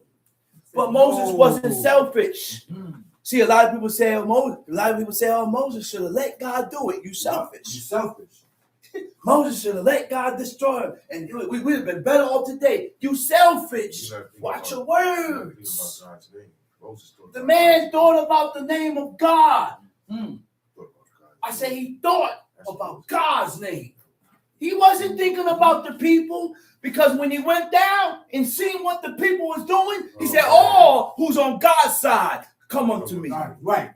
He said, and all the sons of Levi, all the sons of Levi came unto Moses. He said, grab your sword. He said, slay everybody. Slay everybody. And because of that, God dealt with a specific tribe, which means joined to God. They didn't have no inheritance. Their inheritance was God. Straight direct. That's right. Now we don't need no in between. Tom said, And it shall be, if he say unto thee, I will not go away from thee, because he loveth thee in thine house, because he is well with thee. Then thou shalt take an awl, and thrust it through his ear unto the door, and he shall be thy servant forever. And also thy maidservant thou shalt do likewise. It shall not seem hard unto thee when thou sendest him away free from thee. For he hath been worth a double hired servant. A double hired servant unto thee. Laban reneged on the deal. We are going into an agreement. I will serve you 7 years for your daughter. Right? And I told you I want Raquel. The man pulled a switcheroo. Okie doke. He pulled a okie doke. At the last minute. I say he pulled the okie doke at the end of the 7 years. Wait till he finish his part. Everybody is partying. It's a mishte, which is drinking. Everybody's drinking. They're partying. Yeah. Next thing is Tommy said, give me my wife. He's in the tent. Waiting for his wife now. He's in the blue room. Next thing, he gave him Leah. In the morning, when day broke, he looked, he said, what did you do? He said, this ain't Raquel. I didn't do all this work for Raquel. He said, it's not our custom to give the elder before the younger. But don't wait until, you should have told me that from the beginning. Tell me all the requirements. Don't hold back. Don't hold back. Tell me all the requirements. Tell me all the requirements. Don't hold back. But guess what Jacob did? Jacob said, I don't want her. He said, she's mine. I done penetrated her. I don't want into her. It's a done deal. So now, that's honorable. Now I got to work 7 more years for the woman that I wanted. So he worked 7 more years. Then he worked 6 years for the cattle. 20 years. 20 years he spent in Padanaram with Laban. 20 years. The things that a man would do for a woman. I will work for 30 years to get that beautiful damsel. That's right. You will do whatever just to please this damsel. When you have a man and he don't do whatever it takes to please you, you don't have a man. Sorry. You know why I say that? You know why I say that, John? Because Jacob was a prime example. If you don't feel that you do whatever it takes to please this woman, you don't love her and you really don't want her. She was just used. She was just there to be used and abused for a purpose. And then after the purpose is done and over with, that's all you wanted. That's all you wanted. Jacob proved that. I said, Jacob proved that. 20 years for a woman. Huh. Who will work right now? Who won't work right now 7 years. for 7 years for one woman? Right now. You had that patience. Huh? And guess what? That was his dowry. That was his dowry. 7 years of working my land. 7 years of working my cattle. You know how much Laban gained within the space of that 7 years? Thank you. You know how much Laban gained within the space of the 14 years? Then he worked for the cattle for 6 years. 20 years this man worked for Laban for free. All for a woman. Now that should tell you and show you how much a dowry is for those virgins. That's right. Mind you now, Valuable. dowries was only paid for virgins. Virgins. Only. That is correct. That's why the women need to teach the daughters the importance of keeping your blasted legs closed. That's it. Right. And don't give it up to Henry Hill, Don't be too quick. Henry Hill. Pork and Jive, That's good fellas. Tony Capolero. Don't give it up to everybody. We have to teach and get back into teaching our daughters the importance of holding themselves back. Because these niggas don't mean no good. Profane you. I said, these niggas today don't have no intentions of good. Don't have no good intentions. They want to deflower you. Time sheet. In serving thee 6 years, and the Lord thy God shall bless thee in all that thou doest. And the Lord thy God shall bless thee in all that thou doest. Go ahead. All the firstling males that come of the herd What verse and is of thy that? flock, verse 19. Time sheet. All the firstling males that come of thy herd and of thy flock, thou shalt sanctify unto the Lord thy God. All the firstling males that come of thy herd and of thy flock, thou shalt sanctify unto the Lord thy God. God get his first. said the Creator get his first. Go ahead, read. All the firstling males that come of thy herd and of thy flock, thou shalt sanctify unto the Lord thy God. Thou shalt do no work with the firstling of thy bullock, nor share the firstling of thy sheep. Read. Thou shalt eat it before the Lord thy God year by year, in the place which the Lord shall choose, and thou and thy household. Verse 21. And if there be any blemish therein, as if it be lame or blind, or have any ill blemish. Okay.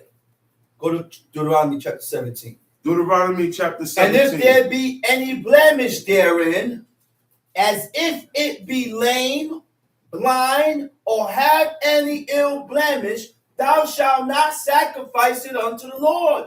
And do we know we have Israelites that still doing sacrifices? The feast.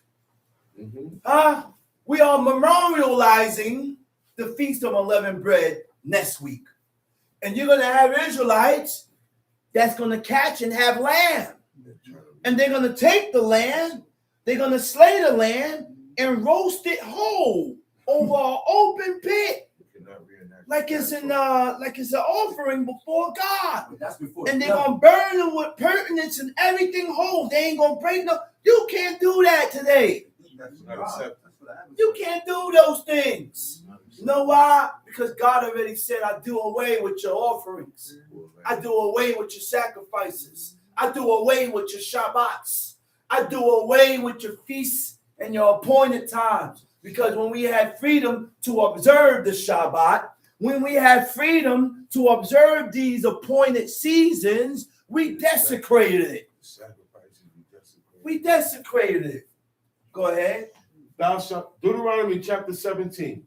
Thou shalt not sacrifice unto the Lord thy God any bullock or sheep wherein is blemish or any evil favoriteness. So thou shalt not sacrifice. Deuteronomy chapter 17. Right? Unto the Lord thy God any bullock or sheep wherein is blemish. Sacrificing bullocks in ancient Israel served to atone for iniquities. That was the purpose of these sacrifices, because God knew that we was going to need these sacrifices. The very same day that Adam ate from the tree of knowledge of good and evil. At that point in time, now we have two things in us. We have good in us and we have evil in us. But the good and the evil that we have in us is only used to determine what we choose, to determine our choices, right? It's to reconciliate with God. Reconciliation with God, making atonement for sins through the shedding of blood, right? To reconcile with God means what? To restore favor between God and man that was broken by committing iniquity. We done fell out of good graces. We done fell out of favor with God because of sin. Sacrifice is the act of giving up something valuable or desired, often with a purpose of receiving. I can't receive from God without giving up something. You don't get that, man? Huh? We are receiving mercy from God. But what are we giving up? What are we giving up in return? Huh? What are we giving up in return? God wakes you up every morning. He shows mercy and compassion. Huh? But we don't have no gratitude towards God. None. No gratitude. That's right, brother. We are an ungrateful people. You do a person good, it's as if I owe you. It's as if I violated you. And you done forgot the good that I done did for you. Okay. You forgot that he looked out for your father. You forgot that my father accepted him. You forgot that he looked out for your mother. You forgot that your mother accepted them? Does that mean anything to you, oh ungodly one? Okay. Come on, man. These are the things that we have to reflect on. Mm-hmm. And when you're reflecting on these things, I will treat you different. I won't move with you in that form or fashion because I will always remember the good that you did. So I gotta treat you accordingly. When we can't do that, you can't serve God. That's right. You can't serve God. That's right. A blemish is a physical defect, right? A blemish can also be a physical defect, and a blemish can also be in the spirit, which is what? A moral flaw. Moral flaws are blemishes in the spirit, okay? A moral flaw that what? A moral flaw, right? And iniquity, right? And iniquity corrupts your morality. I said iniquity corrupts your morals. When we continue to sin against God, your morals become corrupted. Corrupts your morality. It's an imperfection. I say it's an imperfection that detracts you from serving God. I say it's an imperfection that detracts you from serving God. So these are things that we got to be careful of, man. These are things that we have to be careful of. Tom Sheep. Thou shalt not sacrifice unto the Lord thy God any bullock or sheep wherein is blemish. Thou shalt not do what? Sacrifice unto the Lord thy God. Unto the Lord thy God. Any bullock or sheep. Any bullock or sheep. Wherein is blemish. Wherein is blemish. Or any evil favoredness. Or any evil favoredness. But that is an abomination unto the Lord thy God. There are things that God detests. There are things that God hates and despises. But the purpose in life is to discipline yourself and train yourself to hate what God hates. Despise what God despises. And love what God said to love. Now you could be godly. I said now you can be godly. Godliness begins with you. With your choices that you make in your life, whether you have made your mind up to serve God 100% wholeheartedly or not. Tom Street. Verse 2. If there be found among you within any of thy gates, which the Lord thy God giveth thee, man or woman, that hath wrought wickedness in the sight of the Lord God. That have wrought wickedness in the sight of the Lord thy God. In what? Transgressing his covenant. In transgressing his covenant. To transgress means to go beyond the boundaries. To go beyond the boundaries of moral principles and other established standards of God. So when we overpass these things and over and go beyond these boundaries, see this book gives us boundaries. Yeah. This book sets boundaries and lines that if we cross it, we violate. If we cross those boundaries that were set by God, we are in violation of the commandments, the laws, or the statutes, or the morals of God. You got to remember those things. Go ahead. And have gone and served other gods. And have gone and served other gods. The Hebrew word for gone is yalak. Yalak means to go. Yalak means to walk after other gods or to go after other gods. How do you go after other gods? And this is the definition I found in the dictionary. Because we all say, oh, to go. I ain't got to look up that word go. But when God is working with you, you look things up. You look certain words up. You look up certain words that in the regular person mind, I will overlook those words. And that's how my father was moved. I knew my father was moved and being dealt with by God because it never came to my mind to look up the definition of gold. I think I know what gold means. But when I looked up the definition of gold, it took me to a deeper meaning. How do you go after other gods? By following a certain course or procedure. So the course or procedure that you follow cannot be the course and the procedure of the nations. Cannot be the course and the procedure of the nations, of the heathens, of the people that we are surrounded by. Right? It also means to adhere to. To adhere to a predetermined, established, or standard set of guidelines or rules. That's the laws. Now, what does adhere to? Adhere to means to believe in. Based upon to what you believe will determine your course and the procedure that you take in life. What path you take. That's why belief is belief. You need belief to serve God. Abraham believed. Abraham believed. And because of the belief that Abraham had with God, believed in God, it determined his course and his procedures. To believe in and follow the practice of. Anything you practice becomes a habit.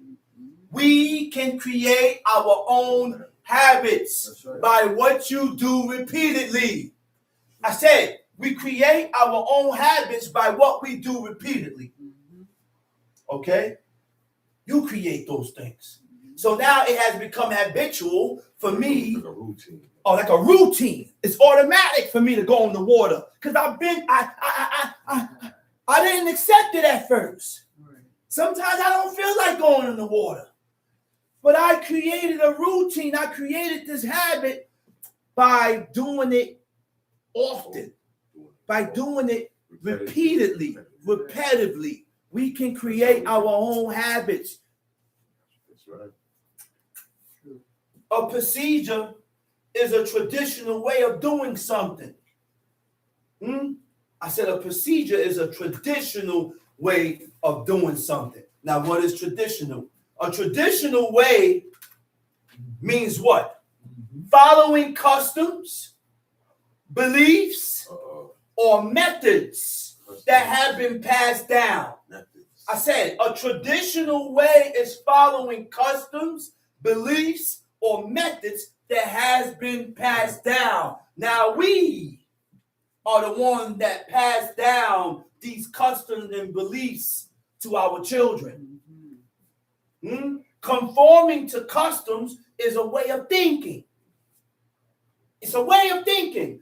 I will never conform to godly customs if I don't change my way of thinking that is in line with the customs. I have to change my way of thinking to be in line, to be aligned with the customs of God. So I'm only going to walk the way I think. I'm only going to do according to the way I think. I'm only going to act the way I think. I'm only going to do all these things according to what I believe. So that's what? Self-work. We got to work on ourselves, man. Self-work. What does walk mean? How? It means to conduct oneself. To pursue a particular course of life or a way of life. A course of life is what? Means the direction or path a person takes in life. It includes events. It includes your choices. And circumstances you choose above God. That's your course of life. Uh-oh. What events you go to. Uh-oh. Oh, I ain't going there to that event. That's right. I'm not dealing with those type of events. Yeah. I don't go to those type of events because that's not what I'm about. Yeah. I'm not about that. Yeah. You know, sometimes my brother used to go do shows. He used to ask Abba, he said, Abba, you come to the show? He said, man, you know that ain't me. Mm-hmm. He swag. He said, you know, that ain't me. He said, I'm not surrounding myself with that. And we had to understand that. Yeah. We had to understand that. Because he was on a different path. Different path. Where my father's mentality was, I wasn't there. And I didn't understand it until now. That's right. Till later on, I said, now I see why he didn't include himself with certain events and certain things in life. Why? Because he was separating himself. Yeah, man. He said, I want to be holy. Yeah. And when you make your mind up to be holy before God, you have to set yourself apart from the worldly things that people involve themselves into. So you separate yourself. And in separating yourself from the worldly things that people involve themselves into, it will cause friction. Why? Because you're the only one that made your mind up to be holy. The person that I'm dealing with haven't made their mind up to be holy. So their desires and the things that they want to get into, that's not your desire. Yeah. I don't want to get into that no more. I don't want to do that no more. I want to be holy before God. So I seclude myself like the godly men in the book. Time sheet. And have gone and served other gods and worshipped them, either the sun or moon. And have gone and served other gods and worshipped them, either the sun or the moon or any of the hosts of heaven which I have not commanded. All religions stems from astrology, stems from sun, moon, sun worship. All religions. Satan and sun worship. Right. I said all religion come from sun worship. All. Every last one of them. Stop this. Start over. Cut it off. Yeah, cut it off and start over. And it, read. And it be told thee, and thou hast heard of it, and inquired diligently, and behold. And it be told thee, right? And thou hast heard of it. And you heard of it. And inquired diligently. And inquired diligently. Listen to this now. So when I looked up the word in Hebrew for inquired diligently, right? It says, Darasta Hativ. Darasta Hativ means to seek out the good. Seek out the good. It also means improvement. Seek out to improve. You seek out to improve. Okay? Time sheet. And behold, it be true. And the so thing after certain, I done inquired, if it's true, go ahead. After the inquiry. See, we can't just believe what every sucker tell us. Everything a person do, we just believe it. Believe it and believe it and believe it. We can't believe all that. You know why? Because God done commanded us to inquire. That's right. We can't believe without doing inquisition. We can't believe without doing examination. We can't believe without doing these things. I can't believe you, but you want me to take your word without doing inquiry. Go ahead. And behold, it be true, and the thing certain, that such abomination is wrought in Israel. Then thou shalt bring forth that man or that woman, which have committed that wicked thing unto thy gates, even that man or that woman, and shall stone them with stones till they die. Verse 6. At the mouth of 2 witnesses or 3 witnesses shall he that is worthy of death be put to death. At the mouth of who? 2 witnesses, 2 witnesses, or 3 witnesses, or 3 witnesses, shall he that is worthy of death be put to death. not today. Not today. We don't ask for witnesses no more. This guy come up with an accusation, and I immediately go off what that person said without no witnesses. Without no witnesses. I don't even come to you and ask you. I just believe it off the rip. This brother done told me something about the other brother, and I begin to believe it. The godly thoughts don't come to me to go inquire and ask that brother. Well, did you ask him? Did you have a conversation with him? Did you even speak to him? No. But you heard this accusation from another person. I done heard this from someone else. And then on top of that, I'm spreading it. I'm spreading it without doing diligent inquisition. Yeah. People like that can't serve God, man. Right. People like that That's cannot right. That's serve God. That's right. That's We right. can't, man. Mm-hmm. People like that can't serve God, man. We need to stop. That's right. We need to stop. Shema Israel, Shema. We need to stop. Because the way we are, we can't be accepted that way. Mm-hmm. God is not going to accept us that way. Say it again, brother. Tom shit. But at the mouth of one witness he shall not be put to death. Exactly. So if one person, one monkey talking, I gotta hold that down and wait until I get more evidence, That's right. more proof. That's right. Don't condemn me off of one witness. There you go. Don't condemn me off of what one person is telling you. Yeah. Don't do that. And don't use my past to condemn me. That's right. Because you don't know when I decided not to move in that fashion. Mm-hmm. That's People true. use your past. Say, man, he used to do this, and I don't know, he still this, and he do this, and he do that. Yeah. The first thing you got to say is, I don't know how he moving. I know how he used to move. Used Yeah. to. Right. Huh? I know what he used to do. I don't know if he's still doing it, but if he is, I hope not. Nah. Give a person the benefit of the damn doubt That's right. without accusing. We should jump to conclusion. We jump to conclusion too much. Yeah. We told ourselves that. That's right. Yeah. Tom Sheet. The hands of the witnesses shall be first upon him to put him to death. And afterward, the hands of all the people. So thou shalt put the evil away from among them. Tom Sheet. Where we at? Verse 8. Tom Sheet. If there arise a matter too hard for thee in judgment, If there arise a matter too hard for thee in judgment, read.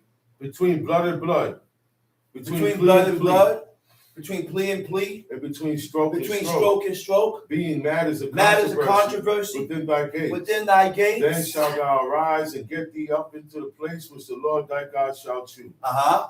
And thou shalt come unto the priests, the Levites, and unto the judge that shall be in those days, and inquire. And inquire. And they shall show thee the sentence of judgment. They shall show thee the sentence of judgment. And thou shalt do according to the sentence which they of that place which the Lord shall choose shall show thee. And thou shalt observe to do according to all that they inform thee. Right. According to the sentence of the law which they shall teach thee, and according to the judgment which they shall tell thee, thou shalt do. Thou shalt do. Thou shalt not decline from the sentence. Don't decline from the Agree sentence. with it. Huh? Don't get angry at the sentence.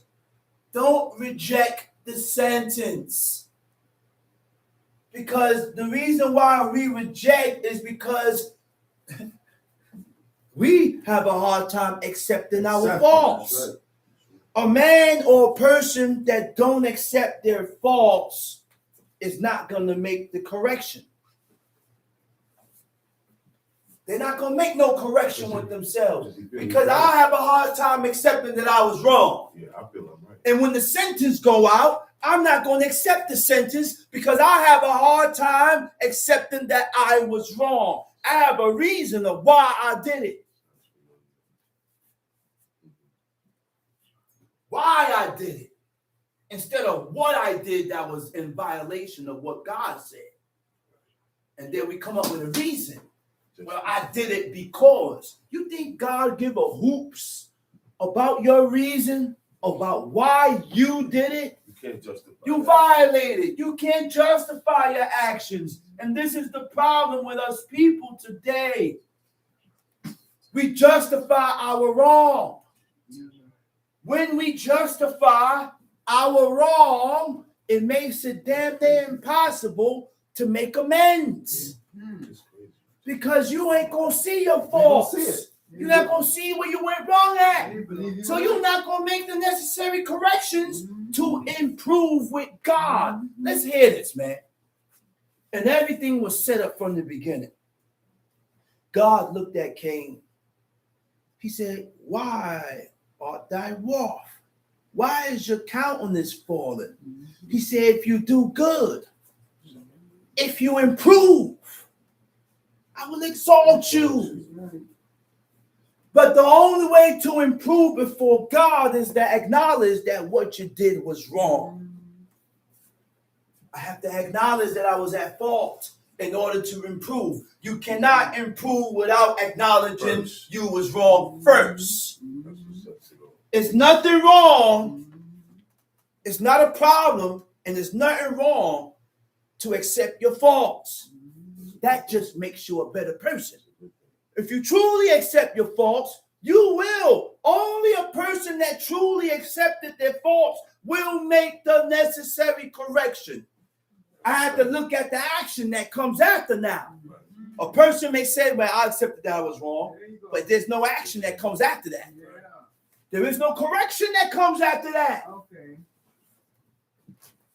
There is no correction that comes after that. So you ain't never accepted that you was wrong. You didn't accept that you was wrong because you didn't correct it. That's right. You still think you right in your actions. Yeah. You came to me and said what you said to me and offended me. Mm. All this started off of your words Yeah. and what you told me. Yeah. But a person, you would not accept it if someone told you that. We have to remember these things. Mm. Why we tend to forget who we offended. And we walk around here like we godly. Mm. We walk around here like we right. Sit down, self-reflect, and play the tapes over. Rewind the tapes and be truthful with yourself while you are rewinding these tapes. Tom She. Thou shalt not decline from the sentence which they shall show thee, Okay. to the right hand nor to the left. Verse 12. Verse 12. And the man that will do presumptuously. And the man that will do presumptuously. What is the Hebrew word for presumptuous? My father taught me. My father said, you've been reading the law in English. Then he called a teacher, a Hebrew teacher. The man's name was Moreh Hoshea. Damn good Hebrew teacher. And he taught us Hebrew. But the purpose of me learning Hebrew was not to have a conversation. No. I didn't care about having a conversation. The purpose of me learning Hebrew was for me to be able to read the law in the Hebrew in its original language to get the meaning of the verse, the true meaning of the verse. That's why when you read, thou shalt not steal, in the Hebrew it says lo tignod. And lo tignod means it's a deeper meaning to thou shalt not steal. It means don't steal, don't rob, and don't deceive. When it says don't commit adultery, it's deeper in the Hebrew. It said lo tin'af. It means don't commit adultery and don't fornicate. When it says thou shalt not bear false witness against thy neighbor, in the Hebrew it says lo ta'aneh bere'aka el shaqir. Lo ta'aneh means you should not answer or respond as a witness, as a lying witness. You don't know what happened. You wasn't there. You don't know what took place, but you got so much to say. Yeah. You shouldn't respond. Keep your mouth shut. So by me reading in the Hebrew, it broadens the meaning of the verse. Presumptuous person. Right? The Hebrew word for presumptuous is zadon. Zayin, dalet, kola, nun, Sophie. It means pride, and it also means insolence. Right? And it also means presumptuous. Right? Presumptuous is what? Willful disobedience for God's laws, and an assumption that one's actions will be forgiven regardless. This is why during Yom Kippur, we presumptuous as hell, and we look for God to forgive us. Listen, let's get this right. After Yom Kippur, after the Day of Atonement, your sins are still there until you stop committing it. Spoilers alert, the brother said. If you continue to lie and violate the law, those sins don't go nowhere until you stop. You got to stop them yourself. Because we need the high priest to confess the sins of the nation upon the head of the scapegoat. It's a process to get rid of our iniquities, O nation of Israel. That process is not being done today. Why? Because of us. God took away our priests. There is no high priest today.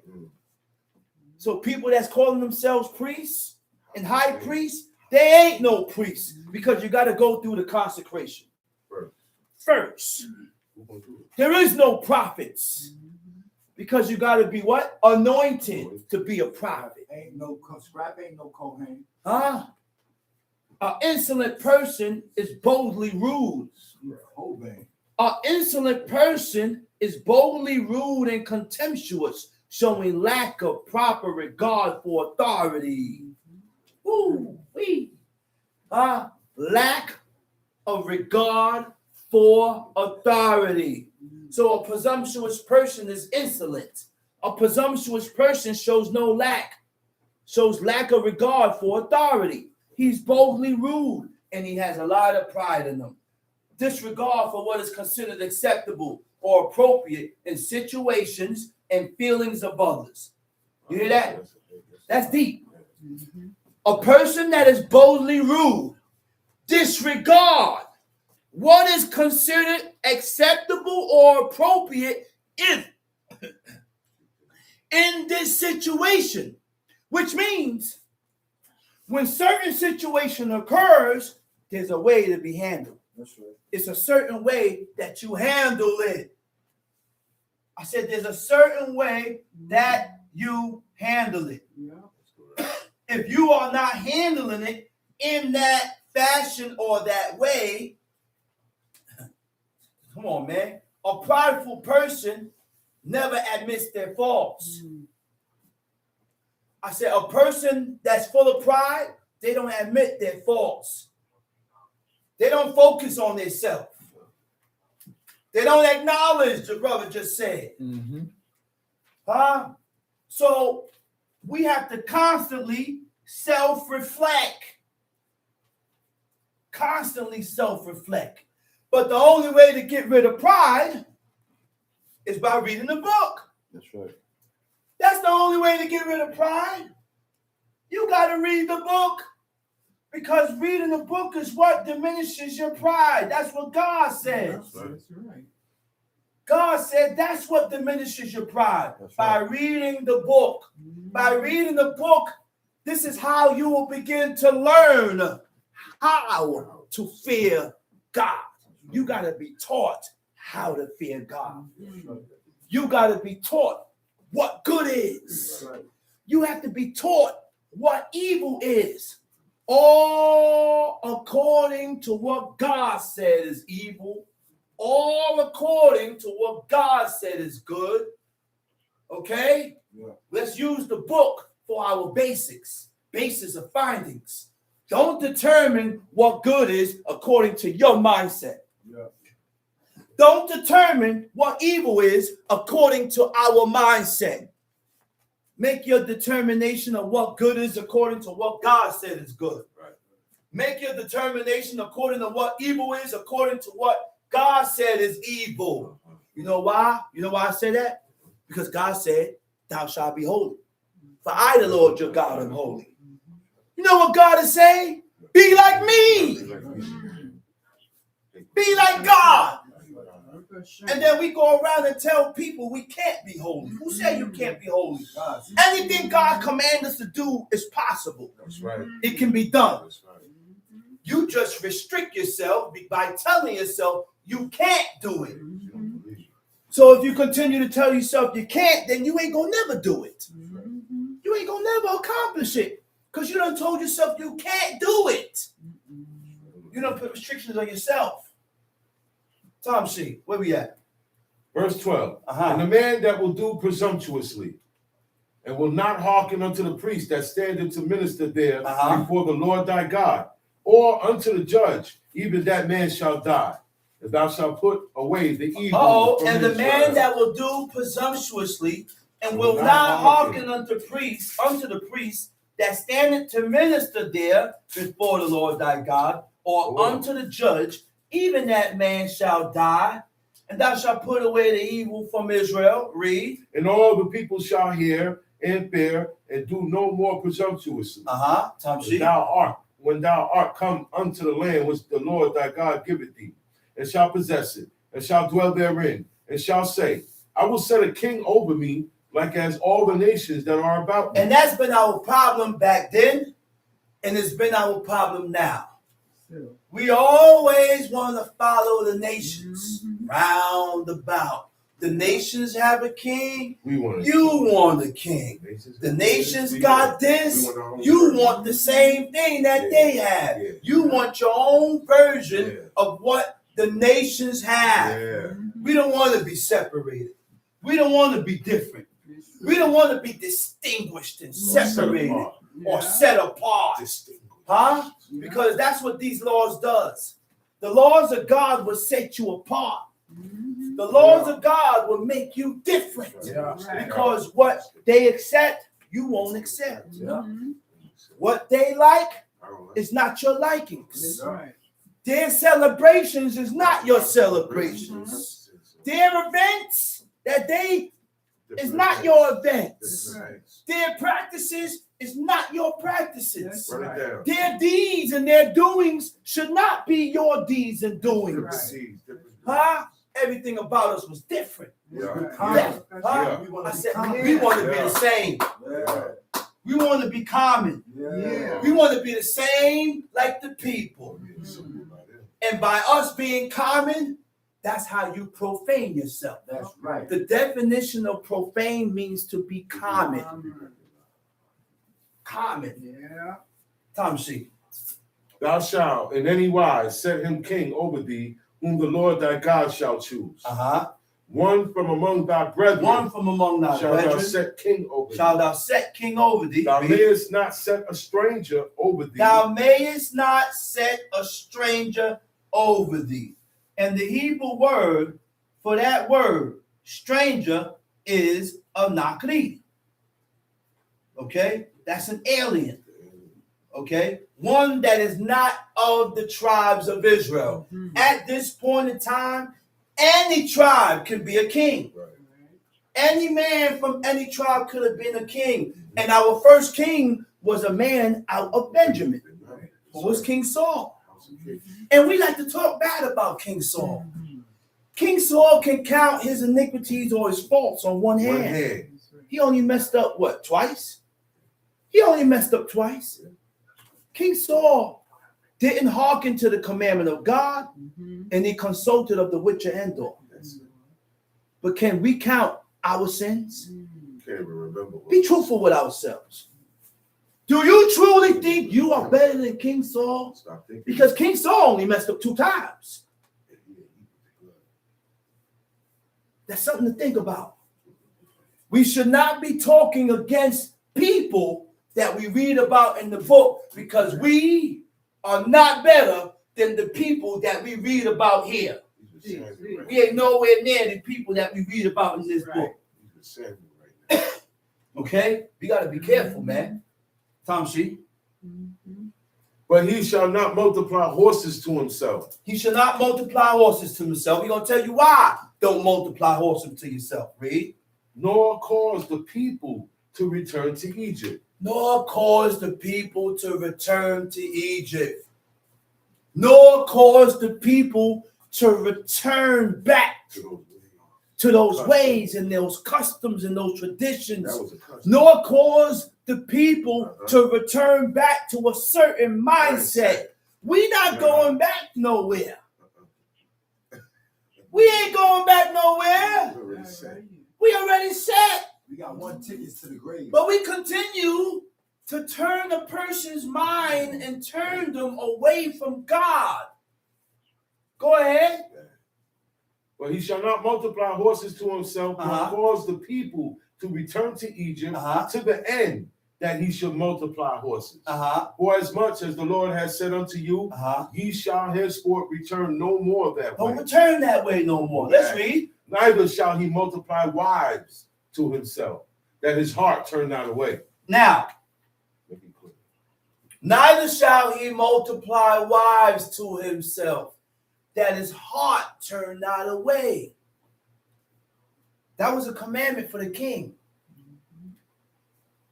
The king was not supposed to multiply wives because having multiplying horses and wives, these things turns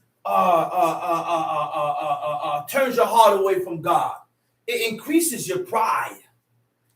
Okay? It increases your pride and it turns your heart away from God. But this commandment was only for the king. Because his position. A man is able to have 2 wives. You may not agree with it. You may not like it. But this is his God-given right. To have 2 wives if he want, that he can be able to take care of. A lot of us got 1 wife and we can't take care of the one. So you don't deserve to have even 1 wife. You have 2 wives, I need 2 jobs. I need 2 jobs. You need 2 jobs. Because in this place today, it's too expensive. It is very expensive. Forget about a wife. It's expensive to take care of yourself. Much less another mouth. So be wise. Tom She. Neither shall he multiply wives to himself, that his heart turn not away. That his heart turn not away. So when your heart turns away from God, it's to a sense of distance. You become to feel distant. Right? Right? A hardened heart and a turning towards other things that describes as idolatry or rebellion. Whatever I focus myself or my mentality on, your attention. Whatever I focus my attention on, more than what I'm supposed to be attentive to, that is a form of idolatry and rebellion against God. Okay? Because everything begins in the mind. Before I served this God of wood and stone, I had to think about it. Before I stole from you, I had to think about it. Everything begins and ends in the mind. If I want to be godly, you have to think about it. Everything begins in the mind. And then after you thought about it, it shows in your actions. Now I will begin to see the difference in the person. I see the difference, brother. You're moving different. But before he started moving different, before she started moving different, she had to think about it. It had to come to the mind first. Tom, see? Neither shall he greatly multiply to himself silver and gold. Silver and gold. Read. And it shall be, when he sitteth upon the throne of his kingdom, When he sitteth upon the throne of his kingdom, read. that he shall write him a copy of this law. That he shall write him a copy. The Hebrew word for copy is a mishneh. Mishneh means a double of or study by oral repetition. Anything that is studied by oral repetition, it will strengthen you. It will strengthen you because it's like anything you speak about. That's why God commanded us to speak about. Speak about it when you walk by the way, when you lie down, when you rise up.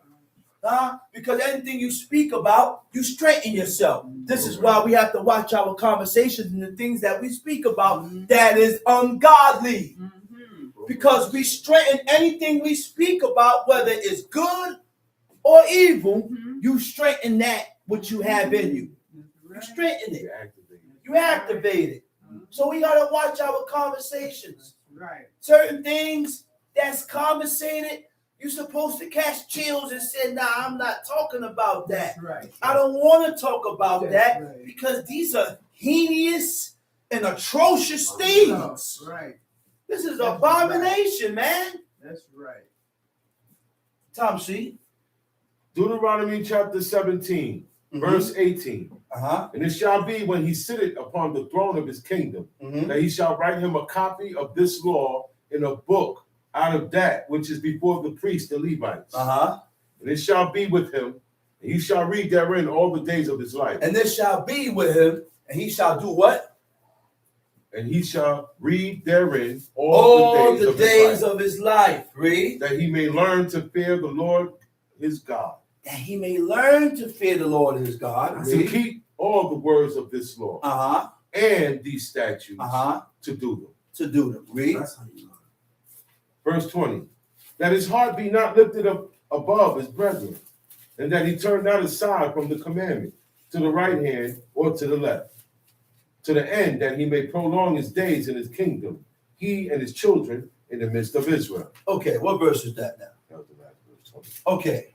He said, and this shall be with him, right? And he shall read therein all the days of his life. Every day you have to put time in to read. You're not going to receive without putting daily work in. You can't think that you're going to learn to fear God just reading once a week. That's right. This is constant work, everyday work that we have to put in because God said, you will fear me. That's right. You will fear me. It's just a process. It'll work. It's a process that you have to put yourself through in order to fear God. And one of the process that we have to put ourselves through in order to fear God is by reading this book every day. You will fear him. You don't fear him now, but you keep reading this book, you will fear him. Don't tell me you're not, because God said you will. Right. Anything you feed yourself repeatedly, that's what you become. Remember that. You continue to feed yourself this, you will become what you feed yourself. That's a natural reaction. Whenever you feed your heart. It says that his heart be not lifted up above his brethren, and that he turn not aside from the commandments to the right hand or to the left. That's what you call training your spirit. Because our spirit is unruly. Anything God, go to Job 16. Anything God commands you to rule is unruly. Oh, God. Job chapter 16. Anything God commanded you to rule is unruly. And the first thing God commanded us to rule was our spirit. Yes. Our spirit. That's right. Job chapter 16, Tom sheet. Then Job answered and said, I have heard many such things. Miserable comforters are ye all. Wait a minute, man. I keep telling y'all, y'all want to learn the ways of God. You want to learn the ways of godly men and why God made a bet in the heavens. See, first thing we got to realize with Job wasn't an Israelite. He was a Babylonian. But that didn't mean nothing to God. Whether he was a Babylonian, whether he was an Amorite, whether he was a Moabite, whether he was this, whether he was that, whether he was the other. You know what mattered to God? That Job was a man that eschewed evil. What does it mean to eschew evil? In the Hebrew, it means to turn aside. That's it. Turn away from that which is evil. Anything that is evil, turn away from it. Don't accept it. And that's what Job did. And because of the way Job was, is what caused God to brag on him. When the adversary popped up, the adversary done popped up, because that's what Satan means. Satan, Satan, it means to be adverse from God. It means to be contrary from God, which means anytime you is opposite to God, you become the adversary. You are an agent. Why? Because you are opposite to what God says.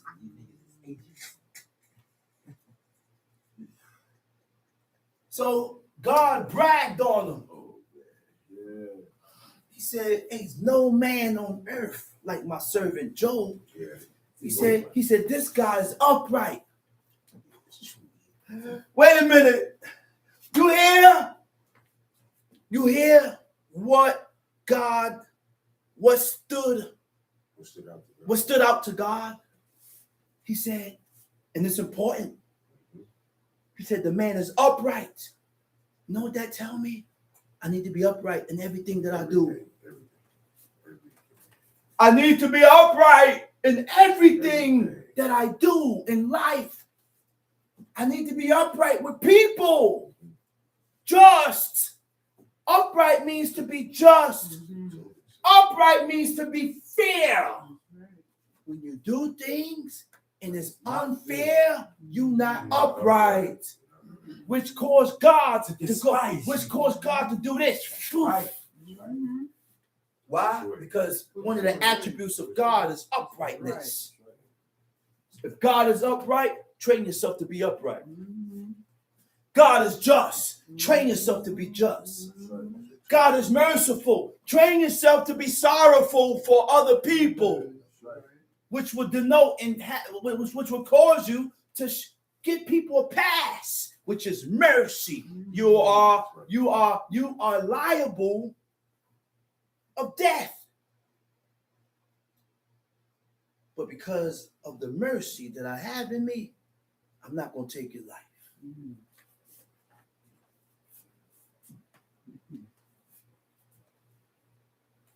Where read?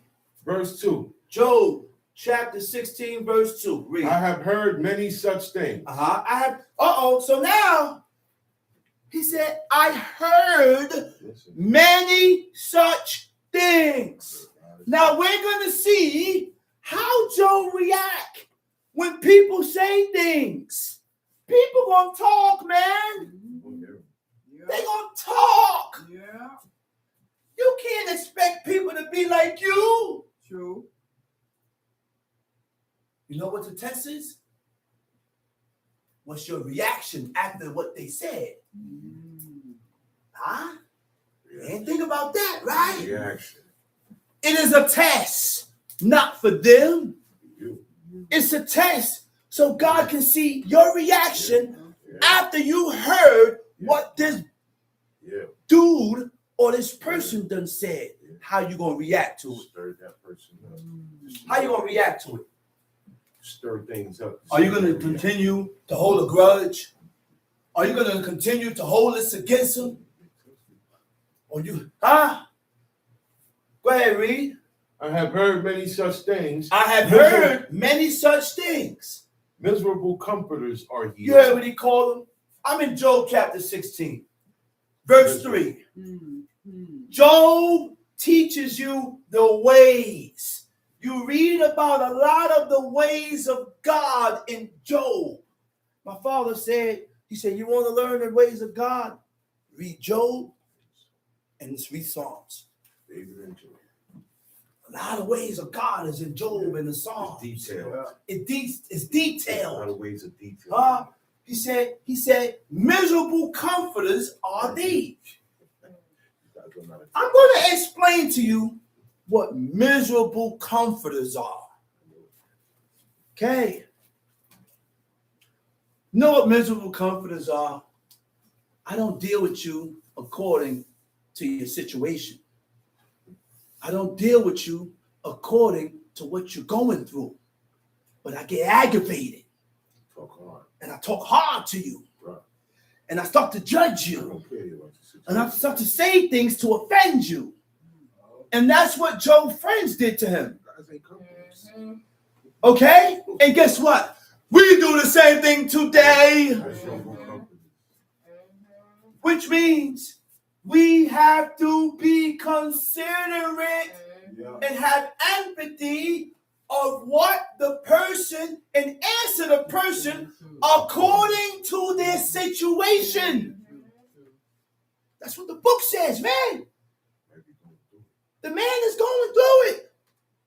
I have to answer him and deal with him according to his situation. With kid gloves. Huh? What is miserable comforters? Miserable comforters are people, right, who attempt to offer sympathy. Right. You attempt and act like you feel sorry, but instead you provide misguided judgment or harsh advice that makes the person suffering feel worse. That's why when I'm going through it, I don't want you around me. Get the hell away from me, man. Get away from me. I'm not dealing with you. Yo, come here for a minute, man. Can you please help me? I don't want to deal with this guy, man. Go ahead, get away from me.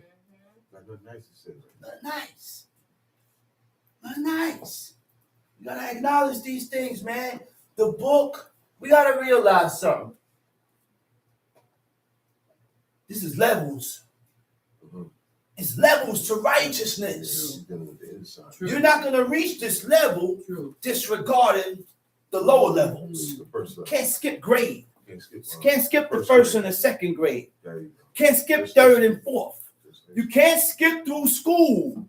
This is school of higher learning. This is school that teaches us how we should be to attain the ways of God, to attain the attention of God. It's not impossible to attain the ways of God, man. It's not impossible. It can be done. Yeah. It just take work on yourself. That's right. Tom C.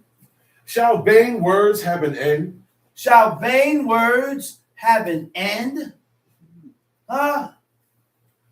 I said, shall vain words have an end? You know what it means? Vain words is idle talk. Holds no value. Holds no importance. Vain words are deceptive words that lack truth, that mislead a person, causing them to fail to align with the will of God. That's what vain words is. Go ahead. Or what emboldeneth thee that thou answerest? What provoked thee? Are you irritated? Why are you answering me this way? Emboldened is the Hebrew word for maratz. Maratz means to provoke or irritate. You must be irritated. You must be don't feel a certain type of way. You can tell how a person feels according to the answer. Oh yeah. According to how you respond, I can tell how you feel. No, stop it, man. Stop acting like that with me. Look, damn. Damn. All right, I'm sorry. I won't ask you again. I apologize. You won't have to worry about me. Woo. Give you space. Give you space. Dame espacio. Damn. Facts right now. Because the way you shot at me, Where that came from? where did that come from? That's why in Proverbs 15, it says a soft answer, a soft response, turn it away wrath. If you find yourself getting angry after a person softly responds to you, then you got work to do with yourself. You got a problem. I didn't answer you in a harsh manner. I said it nicely. And I said it easy. But a lot of us is deceptive also. We be negative as hell. We negative and we don't agree. But I say it in a soft answer, but in a negative way. But you're not agreeing. Don't play with me because I will kick your back in. Out the door. From here all the way out the door. That's trying to push a person buttons. You know what you're doing. Let's read. I also could speak as ye do.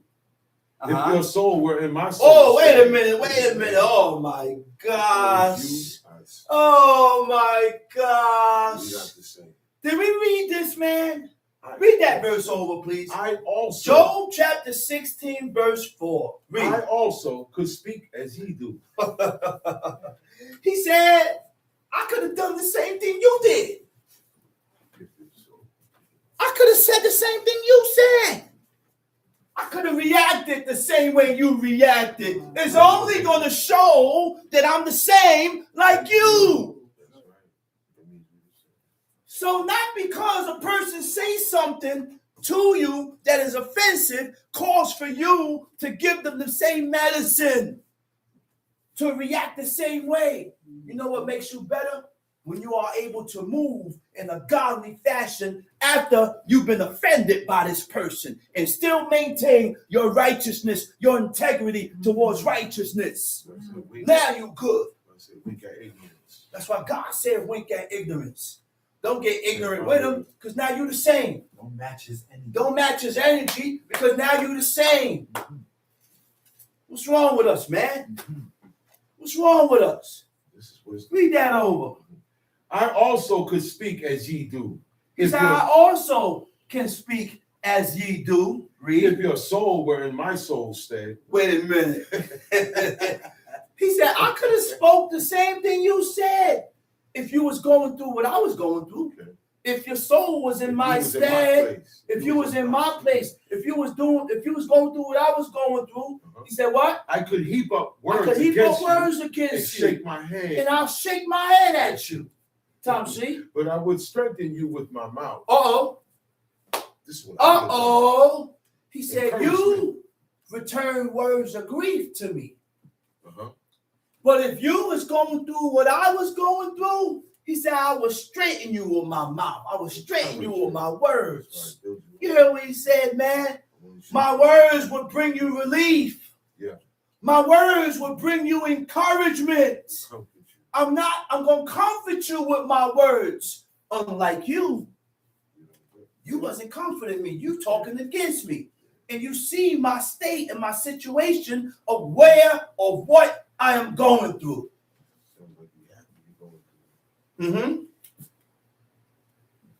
Verse 5. But I would strengthen you with my mouth. Tom C. And the moving of my lips should assuage your grief. Ooh, the moving of my lips shall assuage your grief. It will lessen your grief. It will pacify your sorrows. Huh? It will soothe you. That's why we have to watch what a person is going through, their situation, and answer them according to their situation. Because sometimes your words could increase my sorrow. Your words can increase my pain. Your words can increase my grief. And then when I do these things, you say, I didn't violate the law, but God gonna look at you. These things mean something. Wait a minute, man. You don't think this means something? It don't say thou shalt not talk to. It don't say that. But because Job was this way, that's why God looked at him and said, man, this guy here is upright and perfect.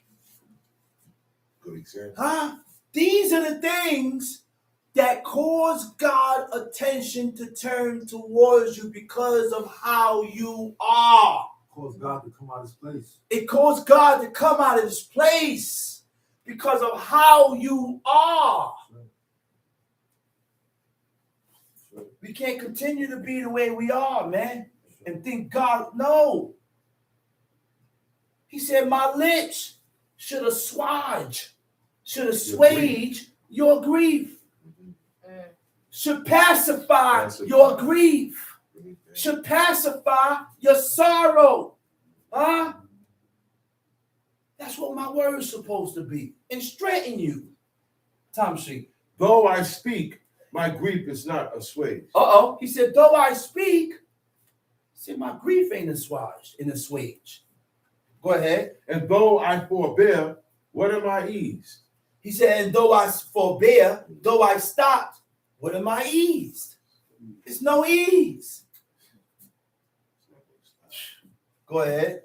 But now he hath made me weary. But now he had made me weary.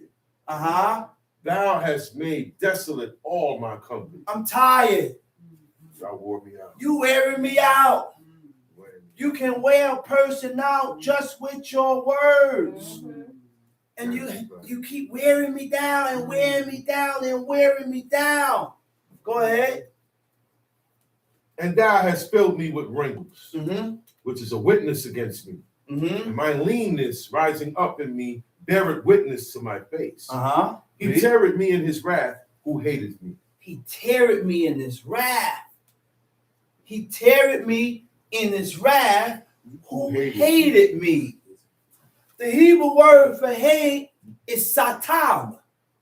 Sin, tet, mem sophie. He teareth me in his wrath who bears a grudge. That's what satam means. It means to bear grudge. And it also means to retain animosity.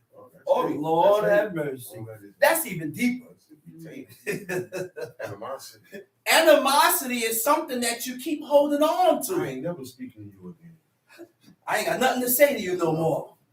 I ain't never speaking to you again. When you come, I ain't got no shalom for you. Hey, I don't say nothing. I ain't coming around you no more. We can't be that way. If you made your mind up to serve God, you gotta learn to let it go. Gotta break that. You gotta break that, man. I said you gotta break that. Tom C. He gnashed it upon me with his teeth. He gnashed it upon me with his teeth. Mine enemy sharpened his eyes upon me. Oh my goodness. Go ahead. They have gaped upon me with their mouth. They have smitten me upon the cheek reproachfully. Go they ahead. have gathered themselves together against me. And while all this is being done to Job, he has retained his righteousness. He didn't get out of there. Remember, the adversary is in control right now. The adversary is in control right now. Because God gave him control. That's right. But he commanded him not to touch his life. That's right. So the adversary knows who he can use against you. That's right. He'll use your friends. He'll use your brothers. He'll use your wife. He'll use your children. He'll use the closest ones to you. That means something to me. The closest ones to you. But while these people was being used against Job, Job did not return the favor back. He maintained his integrity. He maintained his righteousness. Tom Sheik. God had delivered me to the ungodly. God had delivered me to the ungodly. This is a man that accepted the chastisement of God. He didn't go around blaming nobody. He didn't go around pointing the finger. He didn't go around talking about it's your fault. He said, man, God did this to me. Huh? The Hebrew word for ungodly is I will. When I looked up the definition of I will in the Hebrew, of ungodly in the Hebrew, it says I will. It means perverse one and to be unjust. Right? Again, what does perverse means? A perverse person, perverse means willful distortion of righteousness. When you willfully distort or change the things that you read in the book, right? Engaging in corrupt conversation. There you go. I said engaging in corrupt conversation. So according to your conversations will determine how perverted you are. The things that we talk about should be nasty if it's perverted. Huh? It signifies and it only shows a deviation from the truth with the intent to deceive and lead astray. Okay? A corrupt heart refers to your thoughts, your will. Your will be infected by moral decay and a natural inclination towards sin. What is moral decay? Moral decay refers to gradually declining. This don't happen right away. I said moral decay is when you gradually decline from ethical standards. It don't happen right away. It happens slow. It's a slow process. You don't realize. You won't. It's so slow of a process that you're not even going to realize that you are in decline. That you're declining. You begin to decline in ethical standards. Huh? You begin to decline in your values and principles of God. So, you know what it's, you know what moral decay is? It's when you start normalizing behavior and actions that God is against. Normalize like it's nothing. Like it's nothing. Like this is okay. I did this, I did the other, and I walk around here like I ain't did nothing. You want me to accept it. You normalizing it like it's normal. That's moral decay. That's what you call moral decay.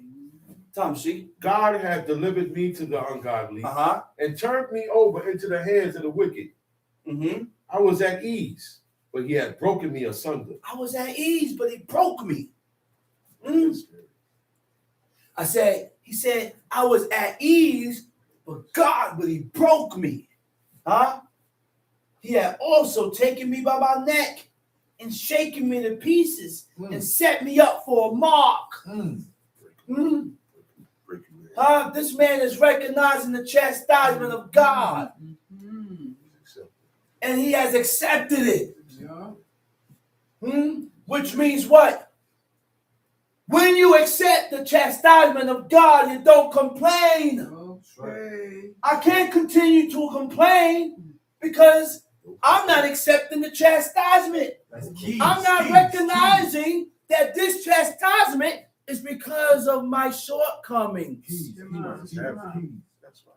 Let's go. Let's read. His archers compass me round about. Uh-huh. He cleaveth my reins asunder, Uh-huh. and doth not spare. Uh-huh. He poureth out my gall upon the ground. He poured out my gall upon the ground. Read. He breaketh me with breach upon breach. He runneth upon me like a giant. Ooh, man. Go ahead. I have sewed sackcloth upon my skin. I have sewed sackcloth upon my skin. I mean, he wears That's all day he in, wears. day out. He That's wore all he sackcloth every wears. day. It don't come off. He didn't take that off. Why? Because when you humble, when you have humility, Stay there. Stay there. like King Ahab did, he said he put on sackcloth and walked humbly before God. And he fasted. And those three things that King Ahab did is what drew God's attention towards him. It goes together, Yeah. which caused God to back up off him. Hey, hold on. Wait. It had an effect in the spiritual realm. That's how you humble yourself. That's right. Huh? And that's how you humble yourself before God. Fasting, wearing sackcloth, and walking humbly. Being humble before the Creator. Okay? Tom C. I have sewed sackcloth upon my skin and defiled my horn in the dust. See, we got to realize Job was humbled with a broken spirit. God has broken his spirit. Broken spirit by God while being put through this. While God put him through all this to prove his loyalty. You hear that, man? Why do you think God turned and went to Abraham and told Abraham to sacrifice his son? To prove him. I said, why do you think God told Abraham to sacrifice your son? And then he was specific. He said, sacrifice your son, thine only son, the one you love. If I'm not mistaken, at that point in time, Ishmael's gone. If I'm not mistaken, Ishmael was gone. God told him to get Hagar and Ishmael and get him out of here. He said, don't worry about him. 12 princes going to come out of him. Don't worry. He could. But he can't inherit. He can't be around him. Can't be around Isaac. Get him out of here. Go ahead. My face is fouled with weeping, and on my eyelids is the shadow of death. Not for any injustice in mine hands. Also, my prayer is pure. O earth, cover not thou my blood, and let my cry have no place. Also now, behold. He said, my face is foul with weeping, and on my eyelids is the shadow of death. Not for any injustice in me. You hear what he said? There is no injustice in me. Yo, Job be talking heavy. Huh? He said, also my prayer is pure. Woo, man, this was a message in itself when I read it, which means we be unjust as hell. And then we call ourselves bending our knee, praying to God with injustice in us. As long as we continue to be unjust, God is not hearkening to your prayer. Your prayer is not pure. Because your prayer, you're setting up these prayers with an unjust heart. You ain't fair. Unjust means to be fair. You see how deep that is? Wow. And we listen to these words. Guess what? You know where it's going?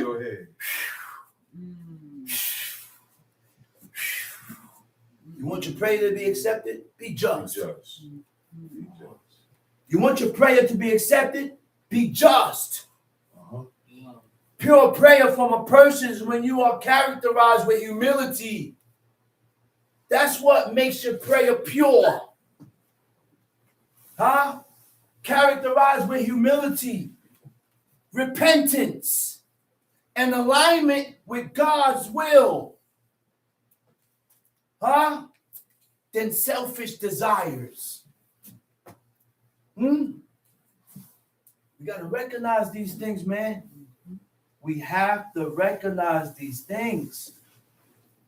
I'm telling you, man. Let's read. O earth, cover not thou my blood, and let my cry have no place. Oh, what? O earth, cover not thou my blood, and let my cry have no place. Also now, behold, my witness is in heaven. He said, also now, he said, behold, my witness is in heaven. He calling God for his witness. And my record is on My high. record is on high. Read. My friends scorn me. Oh, my goodness. He said, my friend scorns me. My own friends done scorned me. You know what it means to be scorned? You know what a scorn is? A scorner scorns is a pride. One who mocks and shames people to justify themselves. A scorner does their own heart's lust, desire, and don't want no one reproving them, telling them different. That's when you know when you're dealing with a scorner, when they can't receive correction. When you don't want to be told that you are at fault or you're wrong, you are a scorner. You cannot serve God. Can't serve God, man. Tom C. My friends scorn me, but mine eye poureth out tears unto God. Man. Go to Psalms 50. Psalms chapter 50. My friends scorn me, but mine eye poured out tears unto God. Instead of me giving you and returning the evil to you, I turn to God. This is what we got to realize, man. When people do you evil, when people say things and talk about you, you don't return the favor back. Turn to God. Can't repay evil. Turn to God. Because when I repay evil for evil, it just shows that I'm like you. You're the same. And don't allow your emotions and your feelings to drag you down. Don't allow your feelings and how you feel to pull you into the same rut. We have to watch your emotions. Your emotions and your feelings that is stirred up in you can be good and it could be evil. Yeah. You got to watch it. He said, oh, that one might plead for a man with God, as a man pleaded for his neighbor. The Hebrew word for plead, is your kayak. It means to prove. Oh, that one might plead for a man with God, as a man pleaded for his neighbor. It means to prove. It means to rebuke, to reprove, to correct. Psalms chapter 50. The mighty God, even the Lord, has spoken and called the earth from the rising of the sun unto the going down thereof. Okay now. Read that over. The mighty God, even the Lord, has spoken and called the earth from the rising of the sun unto the going down thereof. And he has called the earth from the rising of the sun till when? Unto the going down Until thereof. the going down thereof. Go ahead. Out of Zion, the perfection of beauty, God has shined. Zion is Mount Sinai. Yeah. It's the same mountain range. Same mountain. The definition of Zion, it means parched place. The mountain been singed. Sulfur Science Channel. I was watching the Science Channel. They said it's a large amount of sulfur on this mountain range. Oh, right. They said, the next thing they said, it seems like it's been burning for a very long time. These things are proof. All these things that we find are proof. Go ahead.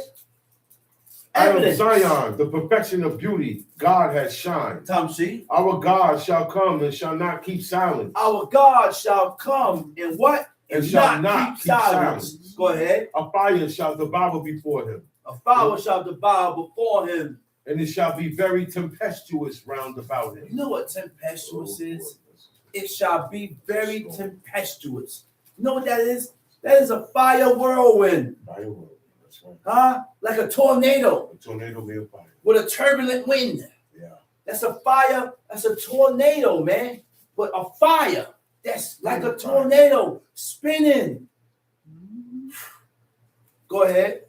He shall call to the heavens from above and to the earth that he may judge his people. Mm-hmm. Gather my saints together. He shall call to the heavens from above and to the earth that he may judge his people.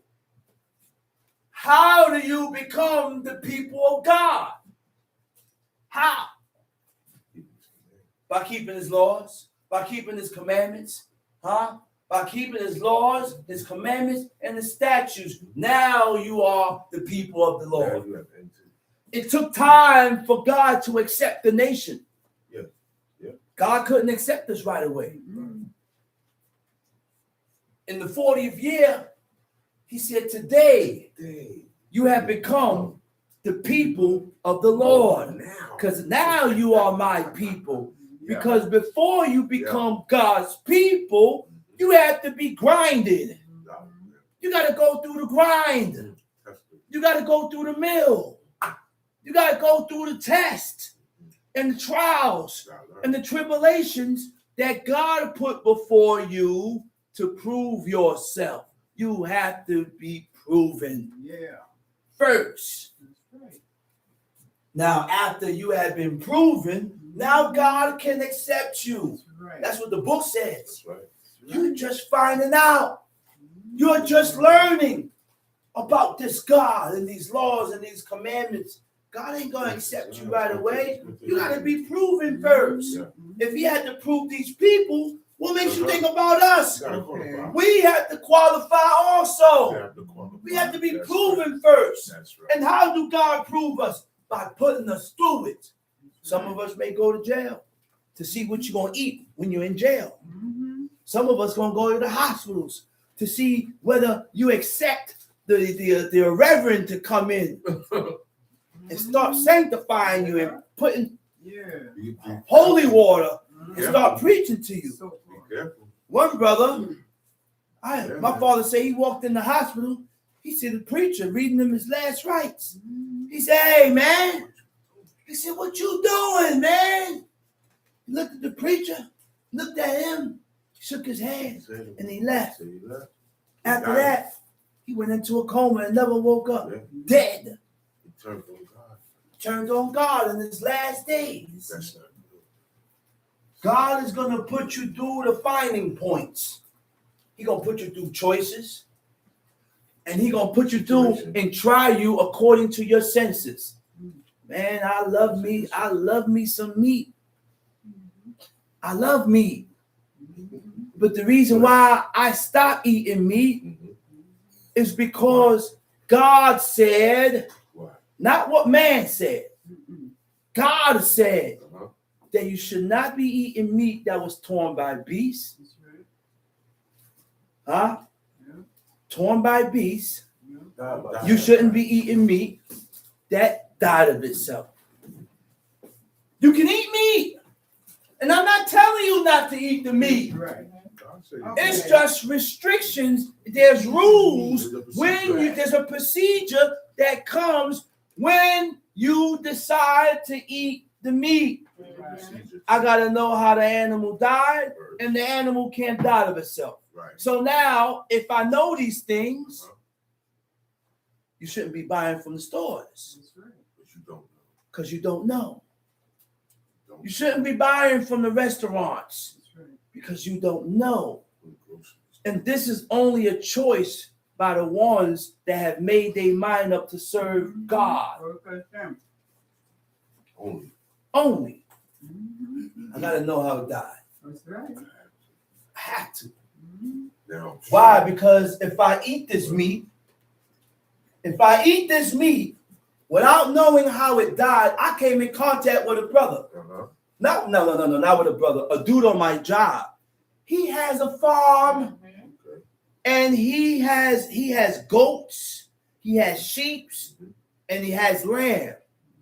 He told me he would charge me $300. That's cheap Mm-hmm. for a goat. That's good. You think I ain't getting it? Yeah. But I'm buying it. Yeah. A whole goat. Yeah.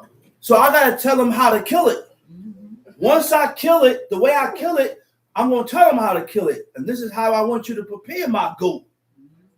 Cut the head off. Bloop. That's how you dress it. Turn them upside down. Yeah. Hang them. Hang on. Let the drain blood. See, the purpose of hanging them is that while your heart don't stop pumping right away. The heart's still pumping. Yeah. So after I decapitate him, cut his head off, turn him upside down, all that blood gonna drip. It's going to. All that blood gonna drip. You leave that animal right there and let him drip out. Yeah. Let him bleed out. That's right. Now after he bleed out, skin them, chop them up, freeze them. They have things that you can put the meat inside of to keep it frozen. The blood is out there. The blood is out. You don't want to freeze them with the blood in it. No. That's why you have to soak it Coagulates. for 7 days. It's gonna coagulate. The reason why, the purpose of me soaking my meat is because it's been frozen for only God knows how long this meat been frozen with the blood in it. It wasn't prepared. So now I gotta soak the meat, add salt in it, Yeah. change the water to get all the blood out. That's why. And only the godly will go through these things Mm-hmm. if you fear God. Sure. If you truly want to fulfill the commandments of God. That's right. Whoever That's him. wants the meat, sheep, lamb, goat, let me know. And I'll get in contact with him. Mm-hmm. He'll take the money because he's selling it. He got his own land. Yeah, that's how you make his money. He works and he makes his money by breeding goats and lambs and sheep. That's him. So if you want it, I go to him. Listen, man, give me an order. Huh? You get it? Froze it. I give him an address. Give him the address. Give him the money. And he ship it out. Mm-hmm. And you'll have your goat. Yeah. You know what At you're least. eating. And you know what you You eating. know it didn't die of itself. You know it ain't died of itself. And you know it wasn't torn by It wasn't beasts. torn by beasts. Now you are fulfilling the commandments of God and putting aside your desires Mm-hmm. for the purpose of serving Right. God. Stop rushing to eat. Eat flesh. Where we at? Tom sheet. Psalms chapter 50, verse 5. Uh-huh. Gather my saints together Uh-oh. unto me, those that have made a covenant with me by sacrifice. Gather my saints. To who? Unto me, those that have made a covenant with me by sacrifice. Those that have made a covenant with me by sacrifice.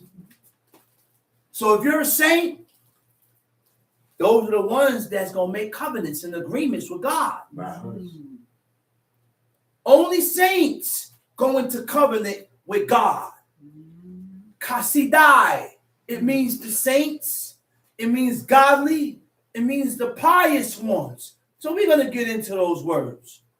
A saint, a person that set themselves apart for the purpose of serving God, can also be holy. Oh, yeah. Can also be holy.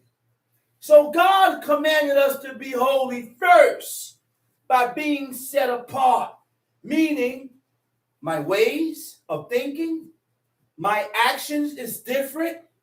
My ways of thinking, my actions is different by surpassing ordinary standards, by becoming better before God, by continuous improvements and commitment to God. This is a process. This is a lifetime process. We are constantly improving. I said we are constantly improving before God. Huh? What does godly means? Huh? Godly is what? Is being like unto God by training yourself to conform to God. Having the ability to discern God's right way from the wrong way. Being able to tell the difference between what is right and what is wrong.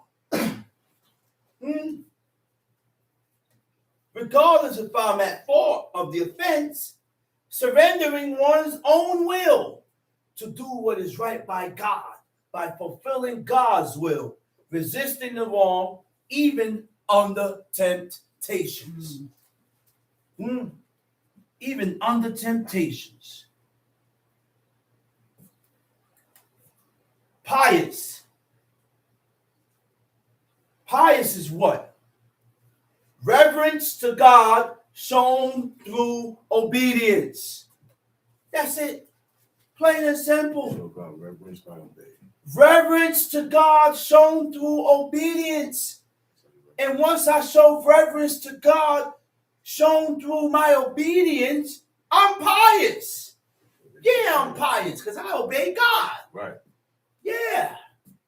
You can be pious. You can be godly. You can be a saint. Pious also means to submit.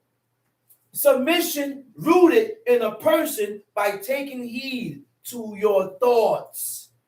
Once you submit yourself to what God said, you will begin to take heed to your thoughts. You will begin to take heed to your words and actions, not offending God. Your actions that's towards God expresses and shows if you have faith and belief in God. Tom Sheik. And the heavens shall declare his righteousness. Go ahead. God is judge himself. Hear, O my people, and I will speak. Hear, O my people.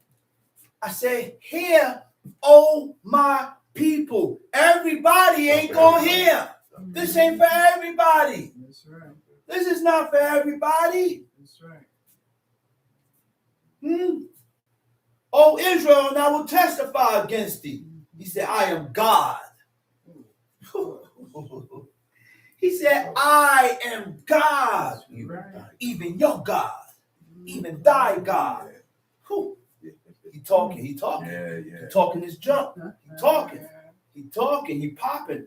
Go ahead. I will not reprove thee for thy sacrifices or thy burnt offerings to have been continually before me. I will not reprove thee. I will not correct thee. For what? I will not reprove thee for thy sacrifices or For thy burnt offerings to have been continually before me. Why? Why God ain't reproving us for these sacrifices that's supposed to be continuously before us? You know why? Because God did away with it. I know a brother came to me, he said, the SHABBAT ain't being done correctly. So I looked at him, I said, what you talking about, brother? He said, well, there's an offering that's supposed to go forth every Shabbat. I said, yeah, that's true. But number one, that was for the high priest to do in the temple. That's right. That was for the high priest to do in the temple. We don't have no high priest. We don't have no temple. And God did away with our sacrifices. Why you can't sacrifice? Because the sacrifice was bought. All sacrifices was brought to the entrance, to the door of the tabernacle, to the entrance of the tabernacle. There is no tabernacle, so there shouldn't be nobody sending up no offerings. Do what you could do and leave the rest of that stuff alone. Now we have to ask ourselves, why am I so bent on this? what is causing me to be so bent on this, not able to see the truth? What am I doing in my life that's causing me to move this way? There's something that I'm doing in my life that God is detouring me or causing me to be led astray because. That's right. And we have to realize that. Being led astray. We have to realize that and recognize that. And when we are being led astray, you're not going to even pinpoint it.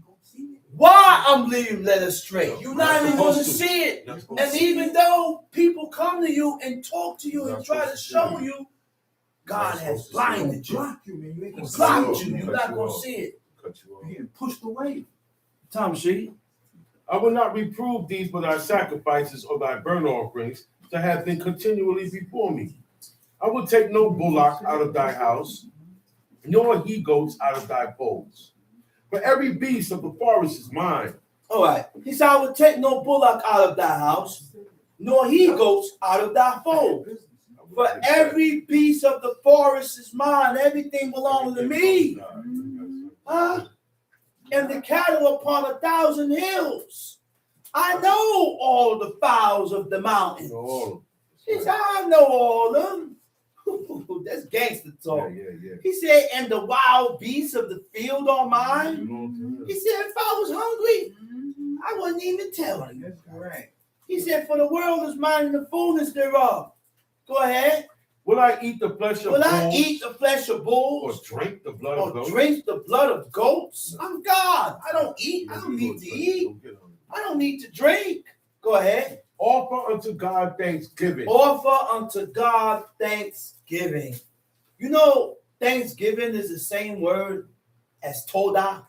The Hebrew word for thanksgiving is Todah.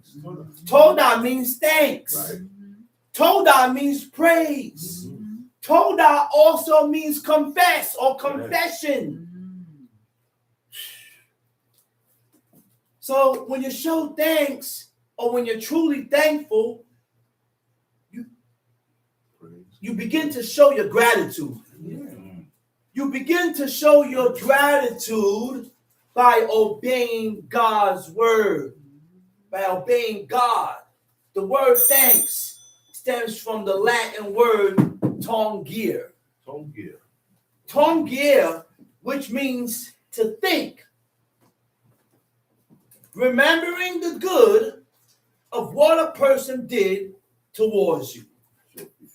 That's deep. If you are truly thankful, then you will never forget the good that a person do to you. That's right. You'll never forget the good that a person do for you. You're not going to forget the good that God do for you. You will be forever in debt. I owe you my life because of what you did for me, because of what God has done for me. So we owe God everything. We owe God, man. To praise, it means what? To express approval. To express your approval and admiration. Okay? So what does approval means? We're going to go over the Feast of Unleavened Bread. We're going to go over Passover right after these chapters, right after my chapters. Okay? To express approval or admiration. Approval means to accept God by agreeing with his laws. You can only be approved by God if you accept God by agreeing to his laws.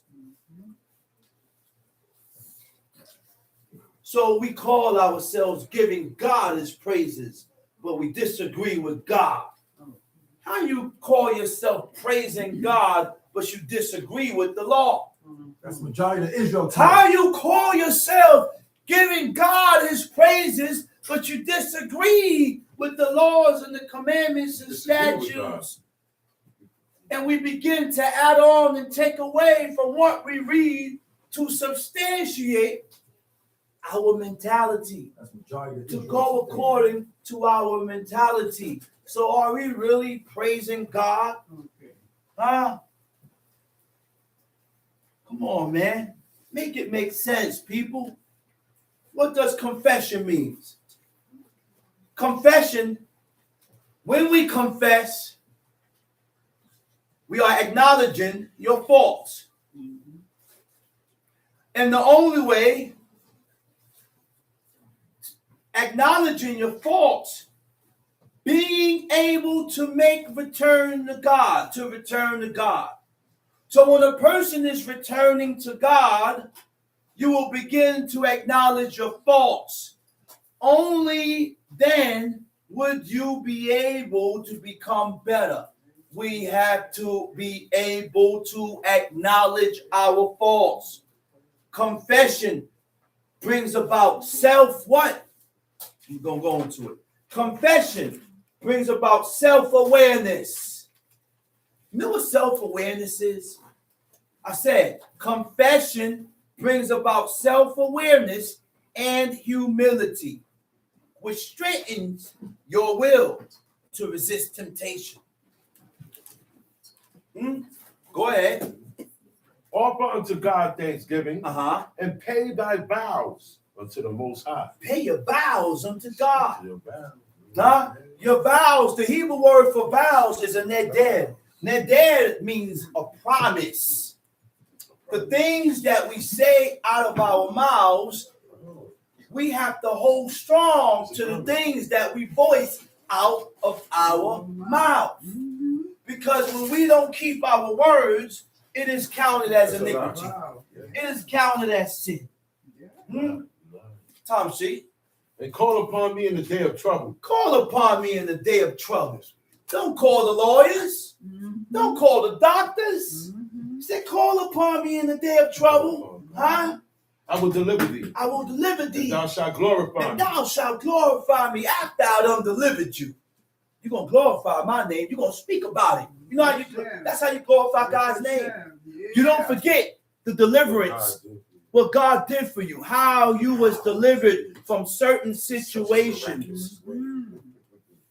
That's why my father always spoke about what he went through. Always spoke about what he went through. Because those things was his motivation. These are things that don't happen to normal people. Under normal circumstances, you'd have been up the river. You'd have been done. But unusual things God caused to happen to strengthen your belief. Tom C. But unto the wicked, God said, what hast thou to do to declare my statutes? Wait a minute. But unto the wicked, what hast thou to do to declare my statutes? What are you doing speaking on God's behalf? What are you doing speaking on God's behalf and you're evil and you're wicked? I don't want to hear certain things coming from you. Tom C. What hast thou to do to declare my statutes, or that thou shouldest take my covenant in thy mouth? Seeing thou hatest instruction. Wait a minute. It just gave a description of wickedness. It just gave a description of the wicked. How can you determine if you're wicked when you hate instructions? That's it. It's plain and simple. Yeah, laugh. You gotta laugh. You're supposed to laugh. You know why? Because I see monkeys in here that hate instructions. Yeah. You know what? I see at a point in time that I begin to hate instructions. Okay. And I get a certain feeling, but I got to eradicate that. Why? You got to overcome those feelings because it denotes wickedness. Read that over, please, brother. Read that over. But unto the wicked, God said. But unto the wicked, God said, what hast thou to do to declare my statutes? What hast thou to do to declare my statutes? Or that thou shouldest take my covenant in thy mouth. Or that thou shouldest take my covenant in thy mouth. Seeing thou hatest instructions. Okay, so the wicked hate instructions. The Hebrew word for instructions is musad. Musad means instructions. It also means discipline. It also means correction. It also means chastening. What is discipline? You have to discipline yourself. That is a training. It's a training process. Huh? Okay? What is chastening? Chastening is to inflict suffering upon for the purpose of improvement. This is why God put you through certain situations. Right. Hoping that you can self-reflect upon yourself to find your faults, make the necessary corrections, and improve before God. But in order to self-reflect, you have to acknowledge that you was wrong and stop pointing the finger. A lot of us hate to be wrong. A lot of us hate to be wrong. We got to stop that, man, because we can't improve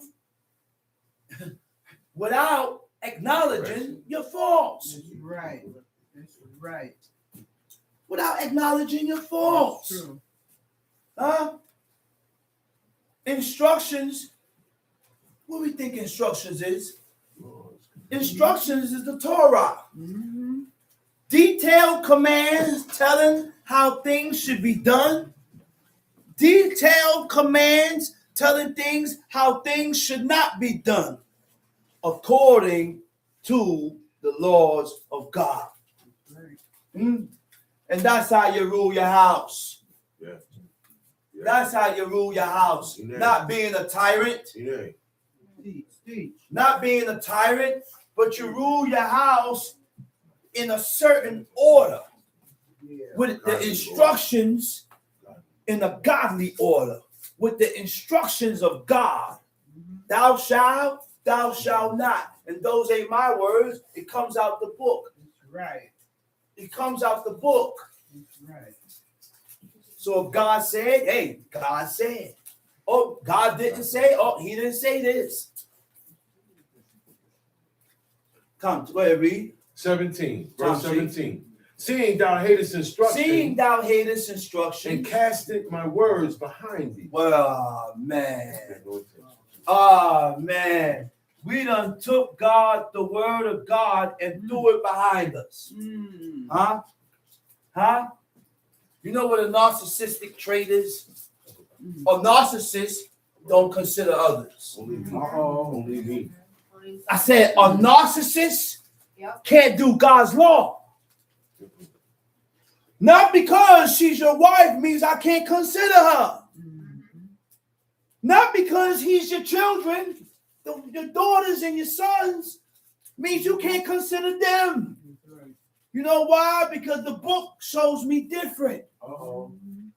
That only godly people, godly men consider their wives. Godly men consider their own children. Because King Saul considered Jonathan. Remember what King Saul said? He said, let not Jonathan hear this, lest he be grieved. Which means King Saul considered his own son's feelings. He said, I don't want him to know this because it's going to grieve him. I already know and I already realize that he got a thing. Him and King David is close. And if he hear this, he going to be hurt.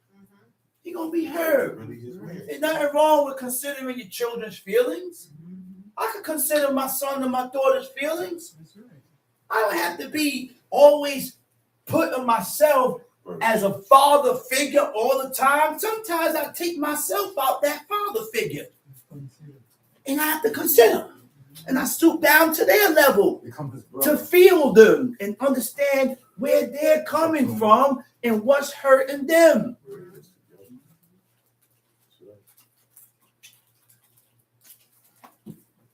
So he ain't gonna act the way he act in my presence. But when he's out of my presence, he's something else. So when he was in school, he punched the wall. And the school called the mother and told her, oh, he punched the wall. And they told him, oh, he said he missed his mother. So when I called the mother said, oh, don't yell at him. I said, no, I ain't going to yell at him. What I'm yelling at him for? He missed his mother. He wanted to see his mother. I just got to talk words of wisdom.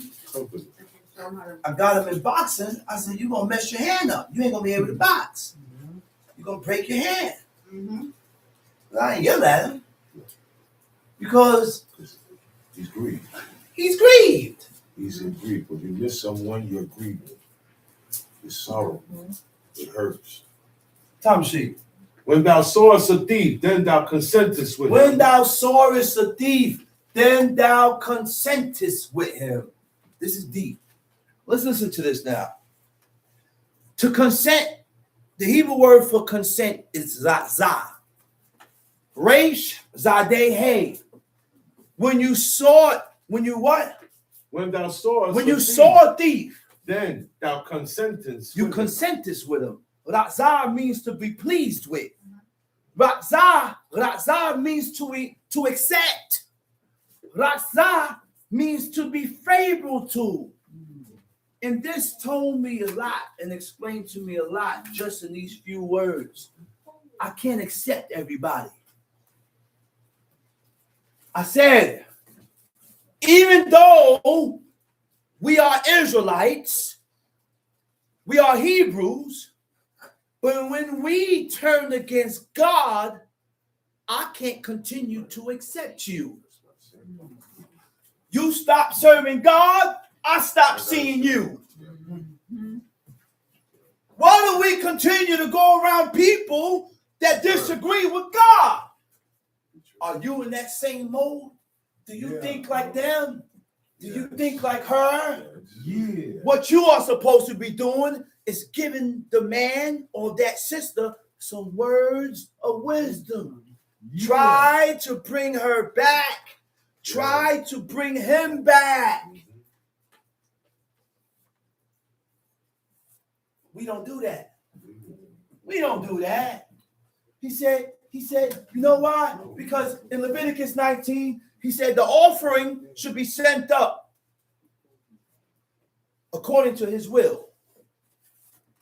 The Hebrew word for according to his will, it means it's razah. It means to be accepted. Right? Which means my will has to be God's will. If my will is not God's will, it won't be accepted. It won't be accepted. Because a lot of us, look, man. Look.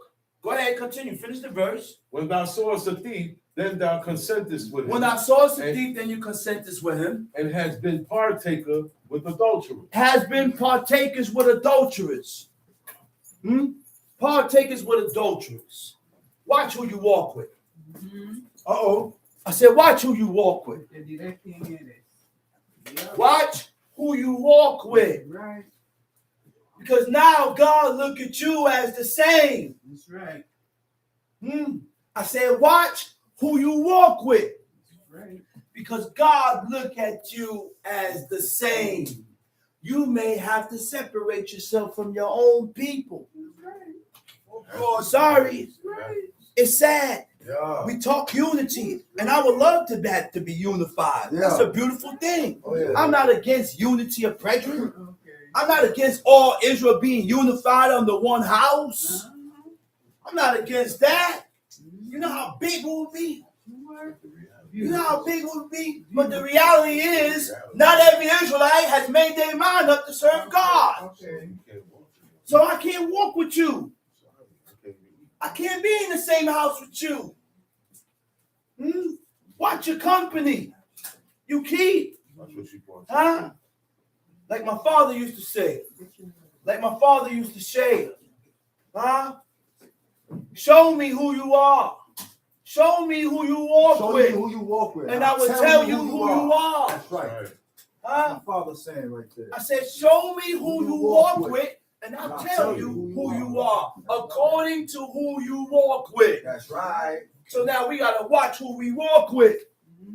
We got to watch who we walk with. Because not everybody, not all Israel got the determination to serve God. That's right. Come on, man. Let's be serious now. Let's be serious. King David said, you know what King David said? Wait a minute. Wait a minute. Wait a minute, man. Let me show you what King David said. Show me. So if you want to disagree with King David, then that's your problem. But let me read what King David said. I'm just reiterating what the man said. Okay? He said, judge me. Psalms 26. Right? Say where you at. Judge me, O Lord. What kind of man gonna ask God to judge him? Huh? I'm not gonna ask God to judge me. I'm not in that stature. I'm not in that position to ask God to judge me. That's right. King David only messed up one time in his life. And he wrote that. God said King David was the best king out. Save only in the matter of Uriah. Only in that matter was he wrong at. But everything else he was good. That's right. Huh? He said, judge me, O Lord, for I have walked in my integrity. I have trusted also in the Lord. Therefore I shall not slide. I shall not slip. I shall not stumble. I'm not going to fluctuate. I'm not going to shift back and forth with God. And that's what we do as a people. We shift and we fluctuate back and forth with God. That's right. Too cotton picking much. That's right. Truth be told. We shift too much. We don't remain in one way. We don't remain and stay one way with God. That's right, brother. Huh? He said, examine me, O Lord. The man told God to prove him. He said, examine me, O Lord. Try my reins and my heart. For thy loving kindness is before mine eyes, and I have walked in thy truth.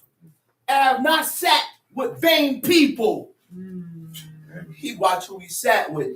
You vain, King David ain't sitting with you. Now will I go in with dissemblers, which is liars. He said, I hated the congregation of evil doers. I hated the congregation of evil doers. Guess what? Snapple facts. Come on, give it to me. All the congregation of Israel is evil, even this one. Sorry. Everybody evil. We got to get it right. I'm not pointing nobody out and signifying nobody. What's going on here may not be going on there. What's going on there may not going on there. We all in the same boat until we make our mind up to serve God. There we go. 100%. It's not fluctuating. Pointing out this can't be, pointing out what that can't do, pointing out what these people do. Point at yourself, man. I'm tired of all this foolishness. We always pointing the finger. Oh, stop cutting your hair. Stop cutting your hair. But what you doing? What are you doing? You a liar. And you a deceiver. God said to correct and chastise and leave it alone. Spare not. Come on. Go back on yourself. Every camp need work on themselves. We all got to work on ourselves, man. My flaws ain't your flaws, and your flaws ain't mine. But we all have flaws. All flaws is in the same boat. We all have flaws. All flaws is in that same boat. All flaws is in that same boat. Right. That's right. We all got flaws. But now I'm going to tell you like this. Paul said. Some flaws cuts you off. That's right. The book said. That's what the book says. Uh-oh. Some flaws cut you off. Like the consumption of blood and fat. Right. Like profaning the Sabbath day. Uh-oh. Talk about it. Some flaws you can't come back from. Talk about it. Because God said, I'm going to cut you off. Talk about it. That's right, brother. He said, I have hated the congregation of the evildoers and will not what? Sit with the wicked. You hear what King David said? He said, I ain't going to sit with you. I can't sit with you because for me to sit with you, I accept you. I'll be like, For me to sit with you, come on. it shows that I agree with you. Come on. For me to sit with you, it shows that we have like minds Birds and of we feather think the flock same. together. Birds of a feather flock together. Come on. Like spirits attract. Come on, baby. Right. I said, like spirits attract. You're not attracted here because you don't agree what's going on here. Say it again. That's it. Say it again, brother. Say it again. You only gonna venture off So what you agree with? to a camp that you agree with. Let's stand up for that, brother. That you agree with. That's it. I don't agree what's going on here. I'm gonna separate myself. Everybody knows. And I'm gonna find a camp That that accepted or that's moving according to what I agree and I accept. Oh God. That's what's happening right That's now. why we even particularly in there, man.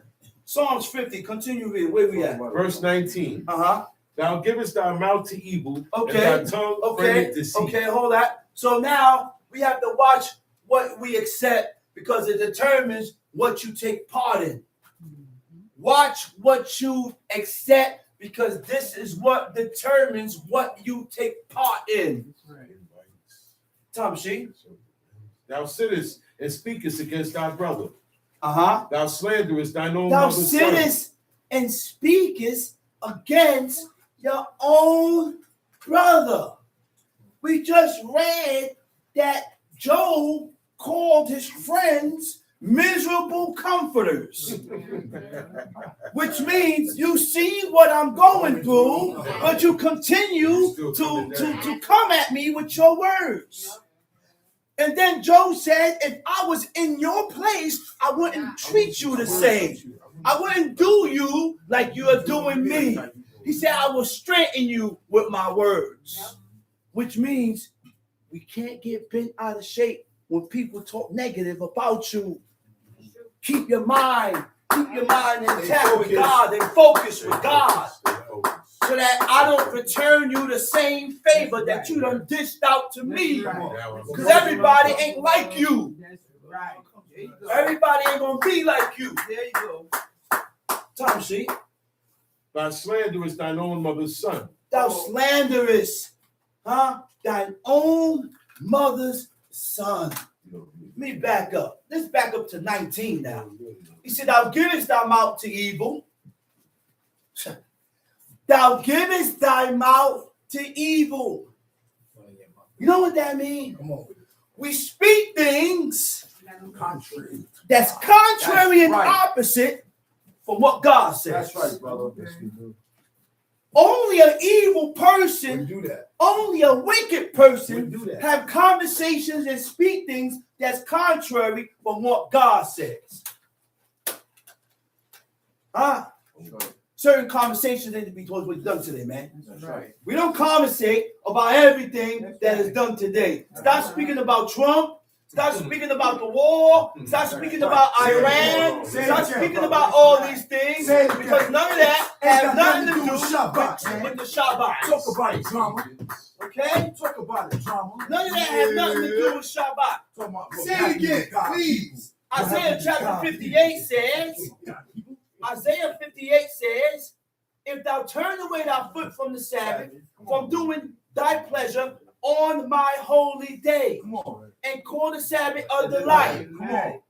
the holy of the Lord, honorable, and shall honor him, not doing your ways, Okay. nor finding your own pleasure, what pleasures you, nor speaking thine own words. In the Hebrew, it says, nor speaking of matters, nor speaking of matters or situations. That's right. So when we speak things and we have conversations about things that have nothing to do with God, you profane the day. Leave the Knicks alone. Right. You know what I'm You saying? profane the day. Feel me? Leave the Knicks alone. That's right. Leave the basketball That's games right. alone. That's Leave right. Trump and all That's this. right. Leave ICE. Leave Leave immigrants all that alone. stuff That's alone. right. That's right. Leave them alone. Those are current Leave all that alone, Until the sun man. go down. Until the sun goes down. Right. Huh? It Facts. says, thou givest thy mouth to evil, and thy tongue and thy tongue frameth frameth deceit. Wait a minute. You know what it means to frame deceit? In the Hebrew, it says zamin. Zadeh, mem, yod, dalet. It means to cover. Your tongue covers deceit. And the reason why we cover certain things is because you the same. You're only going to cover what you agree with. That's right. You only cover it because you don't hate it and you don't despise it. So you cover it, and you would have did the same. I agree. My job is not to cover your faults. My job is to spill the beans. Don't call me a snitch. I'm not a snitch. How you a snitch if you telling the truth? I'm a snitch only if I go tell the police. I ain't been to the police, and I never go to the police. You had violated. We are in a congregation. And when we are in a congregation of people, there are certain faults and certain things that's going to come up. And we need to speak about it to keep the congregation intact. Let's fix it. You have to fix it, which means that's why in Ben and Zakin, when my Ima was from, my Allah was from, they had meetings. Yeah. They had Nation, army meetings and nation meetings. I remember those days. And in those meetings, the women were able to speak on their behalf and what's going on. That's nation meeting. The army meeting, the men would speak. You have a problem with a brother, you just speak about it now. That's right. You speak about it now, we hash it out, and we push forward. Facts. Right. And we push forward. And we deal with the situation That's right. using the The book. statutes and the Right. laws and the commandments of God. That's Right. right. Stumbling block. If it's not a violation, leave it alone. That's right. Well, he did this and this and this and this, but is it a violation according to the book? No. Why are you allowing that to bother you? Hey, Why do we allow things to bother us that's not a violation in the book? That's not a violation in the book. Why? sensitive. Tom Sheep. Thou sittest and speakest against thy brother. Uh-huh. Thou slanderest thine own mother's son. Okay. He said, thou givest thy mouth to evil, and thy tongue frameth deceit. Thou sittest and speakest against thine own brother. Thou slanderest thine own mother's son. You know what slander is? In the Hebrew, it says dofi. It means to fault. To fault or give an evil report. Go ahead. These things hast thou done. These and I things kept hast thou silence. done, and I kept silence. Uh-huh. Thou thoughtest that I was altogether such a one as thyself. And because I kept silent, you thought I agreed with it. Yeah. You thought I accepted it because I ain't said nothing. Anytime we stay silent, it shows that you agree. It shows agreeance. Tom Sheep, Speak up. gotta speak up. But I will reprove thee But I will reprove and thee set them in order before and thine set eyes. them in order before thine eyes. Now consider this. Now Ye consider that this. forget God, You that forget God, lest I tear you in pieces, lest I tear you in pieces, and there be none to deliver. and there be none to deliver. Read. Whoso offereth praise, Whoso offered praises glorified me. Read. and to him that ordereth his conversation aright, will I show the salvation In the of God. Hebrew, it don't say conversation. What do you say about it? He said, him that ordereth his dedek. Your dedek is your ways. To direct your ways towards God. The ways is right in conversation. To direct your ways before God. Those are the ones that God will show the salvation of the Lord. Now we're going to go into Leviticus 23 because a lot of people have this distorted meaning of what leavens the damn bread. And you can't tell me what leavens the bread if it ain't shown in the book. They keep saying, see, or is All right? Now, when you read the book shows you what leaven is. And it explains what leaven is. The same yeast particles that's in the air was in the air back then. But God ain't talking about yeast particles in the air. There's a certain way, there's a certain thing that we do to leaven the bread. We can't go by 18 minutes. What? That's the that's Judaism. Judaism said that you need the dough only for 18 minutes and you bake it. But if those crackers was needed for 18 minutes, they won't come out like that. Facts. You know why they came out like that? They was needed for a long period of time. The constant of beating the dough. You beat that dough and beat it and beat it and knead it and knead it. The more you need, the lighter the dough gets. That's right. Yes, I The agree. lighter the dough gets. But their kneading trowels was bounded up. They wasn't able to knead the dough. And they left Egypt with the dough. They didn't make the dough. The dough was already made. Did they have time to make dough leaving No. Egypt? At 12 at night? No. Do we know how long the dough was sitting after they left Egypt? No. It was already set. So why we say sour? Sour. And the whole of Wait a Israel minute. said Seor is sour. Why we say sour then? Come on, man. Why we say sour is what caused the dough to be leavened. Come on, when man. you don't know how long the dough was sitting in Egypt when they left. Right.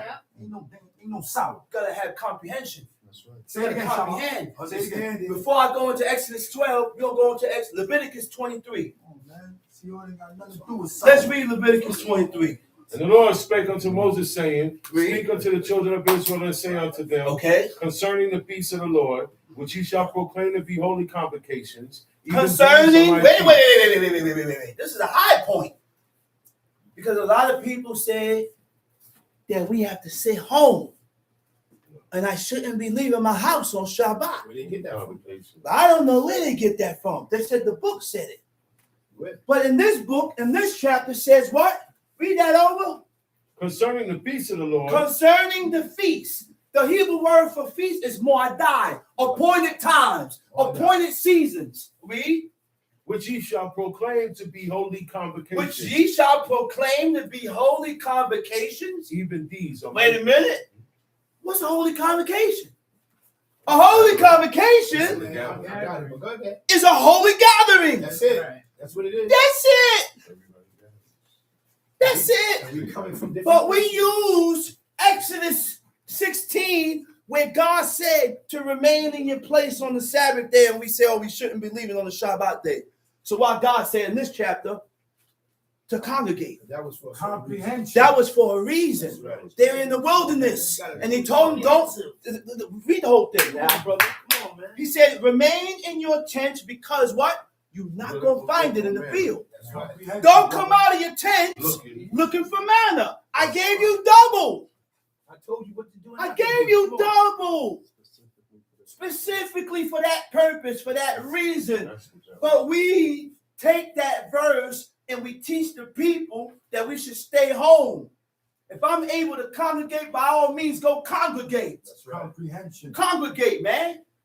Because that's what God says. A holy convocation. Right? Even these are my feasts. Time sheet. 6 days shall work be done. 6 days shall work be done. But the 7th day is the Shabbat of rest, Uh-huh. a holy convocation. A holy convocation. There goes the word again. Uh-huh. Ye shall do no work therein. Ye shall do no work therein. And the Shabbat day is separated. So guess what? You ain't gonna see me taking no garbage out. Nope. I don't take garbage out on Shabbat. But it's If it's overflowed, I cover it, open up another bag and put it to the side, put the bag there. Everybody, people like they ain't got no common sense. They'll still The garbage will be overflowing. And still put garbage And on. people still continue to put garbage. You don't see that? They don't got no Yes. sense. Take the covering, close the garbage, thrust it to the side, open up a new bag, That's it. and let people put garbage in there. That's it. Because this day is supposed to be sanctified. What I do on the 6th day, I don't do today. Right. We can't change the garbage. Separate. I don't do today. Separate. Work. Man, I even go as far as something spilled. The person that spilled it could wipe it up. I'm not wiping up only your the mess. person that spilled. I spilled it. Of course, I can wipe it up. For you to wipe it up is violation. Excuse me. No, go ahead, man. I got this. No, I ain't got You nothing. sucking me now. You wipe it up. You wipe it up. I'm not wiping that up. Jeremiah said, you should not exit your house with a burden. These are all rules of the Shabbat. But we distort the readings For our own likings, man. for our own gratification. Because I don't see it that way. I see it this way. I see it differently. So now you But I probably- see it as one way. It's only So I one don't way. carry nothing outside. You want me to say, I can't, I'm not holding it. I'm sorry. That's right. Because a burden doesn't depict how heavy How it heavy is. That's right. A burden in the dictionary said anything that is carried. Once you carry it, That's carried. action. So I don't carry nothing. A piece You know of why I do the Lord this way? You know why I move with God this way? Because there's nobody here on this God of green earth that can explain the word of God like Moses. Come on. Nobody got the inspiration. So now I gotta be sure. all we have to do is read and do as it says. Don't add on to it. Keep it that way. Don't take away from Keep it it, that way. and you will be safe. That's right. Tom Sheik.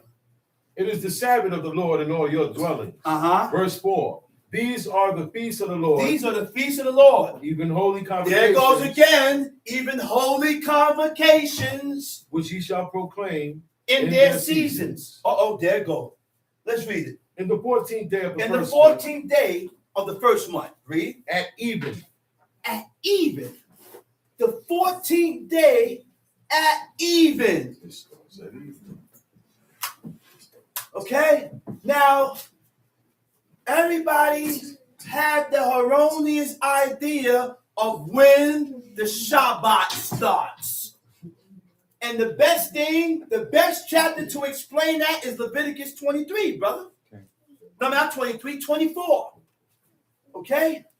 Now, I'm going to read, you stay where you at, brother. Mhm. I'm going to read Leviticus 24 for you. Because a lot of us say the Shabbat starts in the day. I shall continue to pan this because this is a pandemic. This is a plague. This is a disease that's spreading all over the world. That's right. Teach. Leviticus 24 states you would be safer if you start at evening. Why? Because look what Leviticus 24 said. And the Lord spake unto Moses, saying, command the children of Israel that they bring unto thee pure oil, olive, beaten for the light, to cause the lamps to burn continually, without the veil of the testimony in the tabernacle of the congregation. This is only going down in the tabernacle. This is during Shabbat, though. But this only goes down in the tabernacle with the high priest, not you. Shall order it from the evening. Wait a minute. He said, you shall order this from the evening until the morning, before the Lord continually. Now he's going to tell you when they did it. It shall be a statute forever in your generation.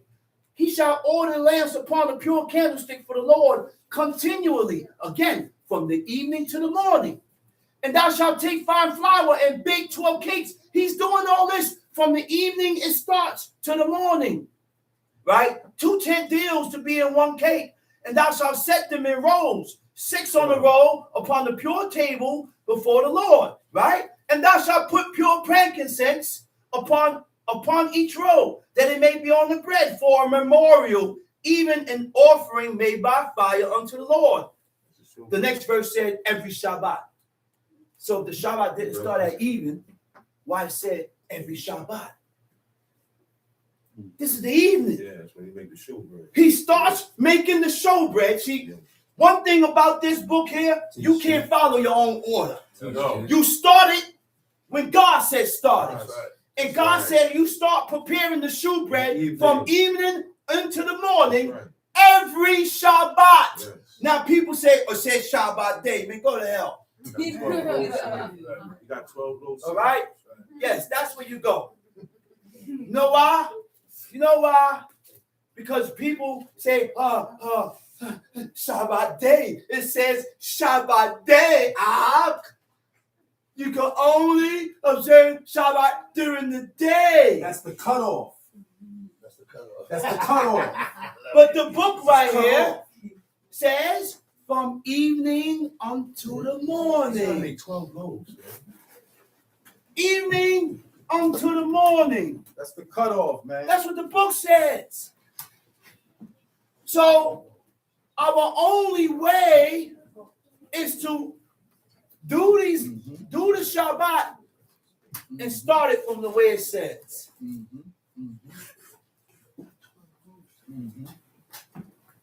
What's wrong with us, man? Slow. It says every Shabbat you shall set this in order from evening unto the morning. That's it. I'm not starting my Shabbat during the day. No, me neither. You want to start your Shabbat during the day? You go ahead, be my guest. I'm going to start my Shabbat according to what Leviticus 24 said. From evening to morning, every Shabbat. Which means the chapter just stated when the Shabbat started. Okay. From evening to morning. Let's read. And the 14th day of the first month at even is the Lord's Passover. Uh-huh. And on the 15th day of the same month is the feast of unleavened bread unto the Lord. The 15th day of the same month is the feast of unleavened bread. The Hebrew word for the feast of unleavened bread, is what? Matzot. Right? Go ahead. 7 days he must eat 7 days ye must eat unleavened bread. unleavened bread. And the first day In the first you day, shall have a holy you convocation. shall have a holy convocation. There goes that word again. You shall have a holy gathering. You shall do no servile work. therein. And the Hebrew word for servile work is what? The Hebrew word for servile work is meleket aboda. Meleket comes from the word melaka.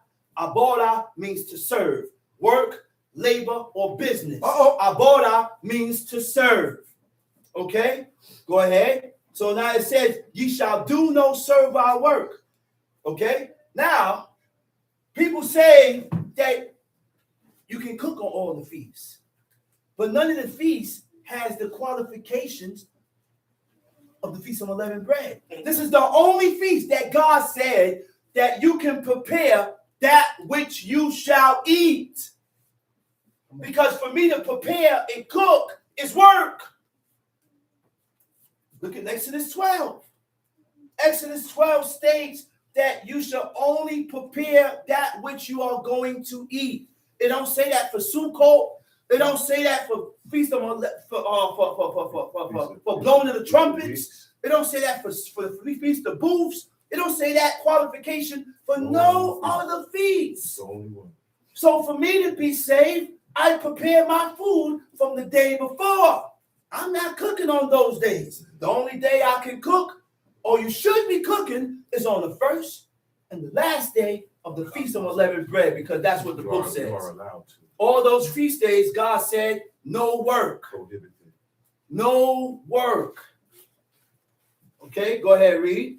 He said, but ye shall offer an offering made by fire Unto the Lord. unto the Lord 7 days. 7 days. In the 7th day is a holy convocation. This, You shall do no servile work therein. And the Lord spake unto Moses, saying, Read. Speak unto the children of Israel. Speak unto the children of and say Israel unto them, and say unto them, when ye be come into the land which I give unto you, ye shall reap the harvest thereof. Then ye shall bring a sheaf of the first fruits of your harvest unto the priest. And he shall wave the sheaf before the Lord to be accepted for you. to be accepted for you. On the morrow after the Sabbath, Shabbat, the priest shall wave it. Go ahead. And ye shall offer that day when ye wave the sheaf a he lamb Without blemish. of the first First year year of a for burnt offering unto the Lord. And Read. the meat offering thereof shall be 2 10 deals of fine flour mingled with oil. Mingled with oil. An offering made by fire unto the Lord Okay. for a sweet savor. To a sweet savior. And the drink offering thereof shall be of wine, the fourth part of a hin. All this is going down after the on the morrow after the Sabbath, at the end of the Feast of Unleavened Bread. Now here's the last verse, because we always think and say that it was only concerning bread. But this verse tells us what we shouldn't eat besides bread. There are other things that we should not be eating besides bread. Go ahead, let's hear it. And you shall eat neither Wait, bread. what's that key word? Neither? Neither. You say you can't eat neither what? Neither bread. Neither bread, nor parched corn, nor parched corn.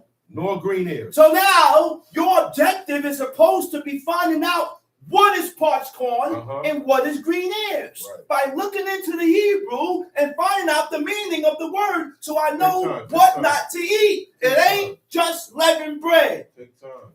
So the definition of parched corn is what? Quali. We done passed that. We done passed that. What is quali? Roasted or parched grains. It also means seeds. So I'm sorry, I don't eat rice.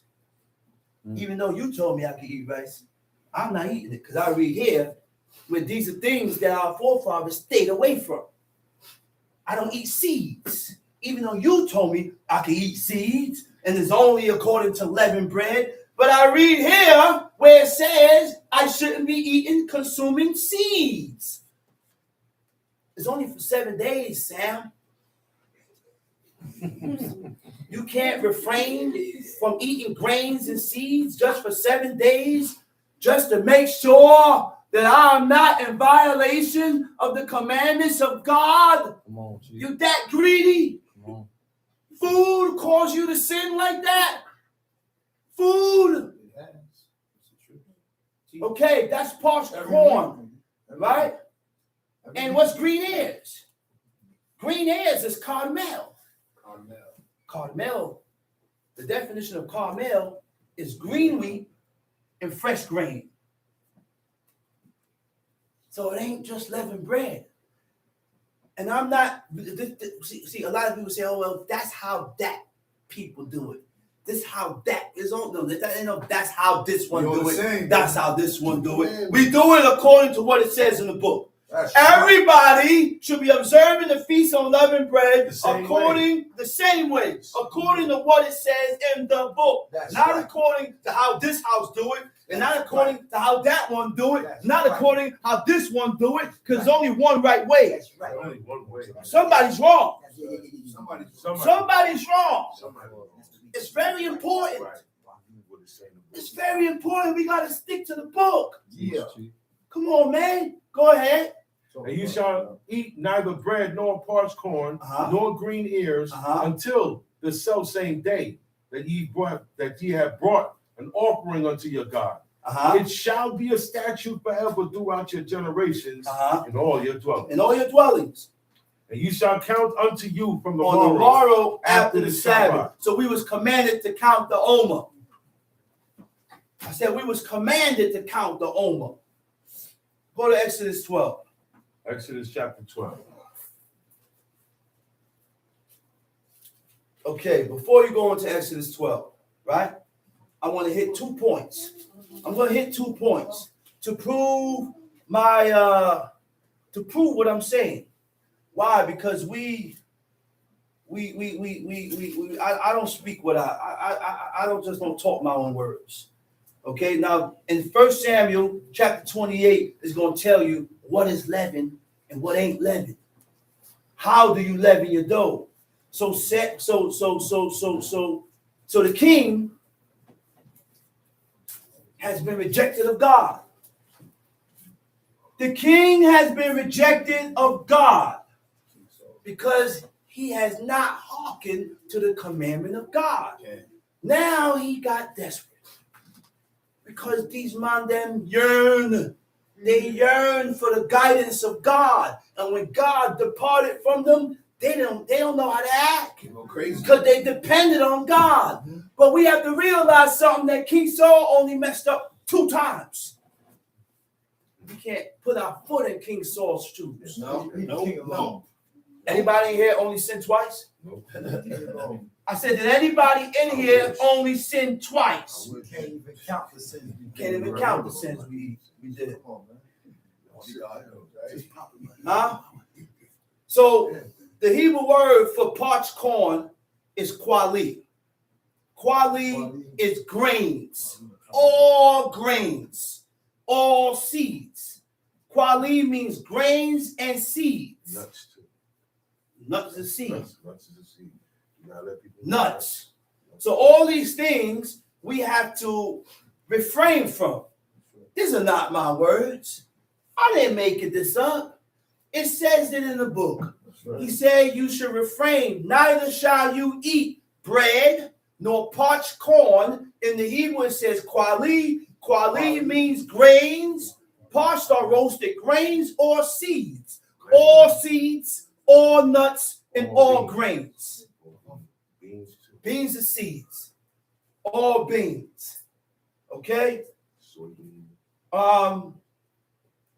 Okay, so in 1 Samuel chapter 28, this is after Samuel gave him that message, right?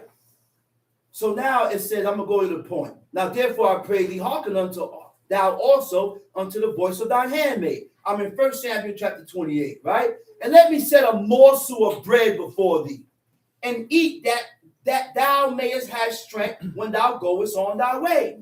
He said, but he refused and said, I will not eat. But his servants together with the woman compelled him, and he hearkened unto the voice. So he arose from the earth and sat upon the bed. Now listen to what the woman did. The witch of Endor. And the woman had a fat calf in the house. And she hastened and killed it. And took flour and kneaded it and did bake unleavened bread. So now I always teach that when you knead the dough, it's not unleavened. That's what makes it leavened. Yeah. But in here it says different. He says you kneaded the dough and baked unleavened bread. So now I have to look up the word. Look up the words in the Hebrew. It says, and took flour. The Hebrew word for flour is kwamak. It means, and she took of the dough. Do you know how long she had that dough sitting there? Did it state how long the dough was sitting there? So the dough could have been sour. Because it was. It was. I'm just trying to prove to you. It was. Okay? We don't know how long the dough was sitting. So the dough could have been sour, right? Right? In the Hebrew, kwamak means the dough. She took of the dough and kneaded it. I looked up the definition. The Hebrew word for kneaded, it don't mean knead. The Hebrew word for knead is talash. It means to pluck. You can't pluck flour. You can only pluck from a dough, which means she didn't knead it. The dough was kneaded. She said she plucked from the dough and then baked unleavened bread. Because the kneading troughs was bound up. People remember that. And what begins the leavening process is when you knead. We should stop eating matzos. In this video, it shows that the Jewish man takes the dough and he put it in the bowl and it's kneaded for hours. Only God knows how long. In a big, large vat. And it's in the machine. And it's kneaded and kneaded and kneaded and kneaded. Yes. And then it's flattened and then baked. That's not unleavened bread. That's right. It's big crackers. Okay? So now I have another point to make. Hosea chapter 7 is gonna back up what I just said to you. Hosea chapter 7, verse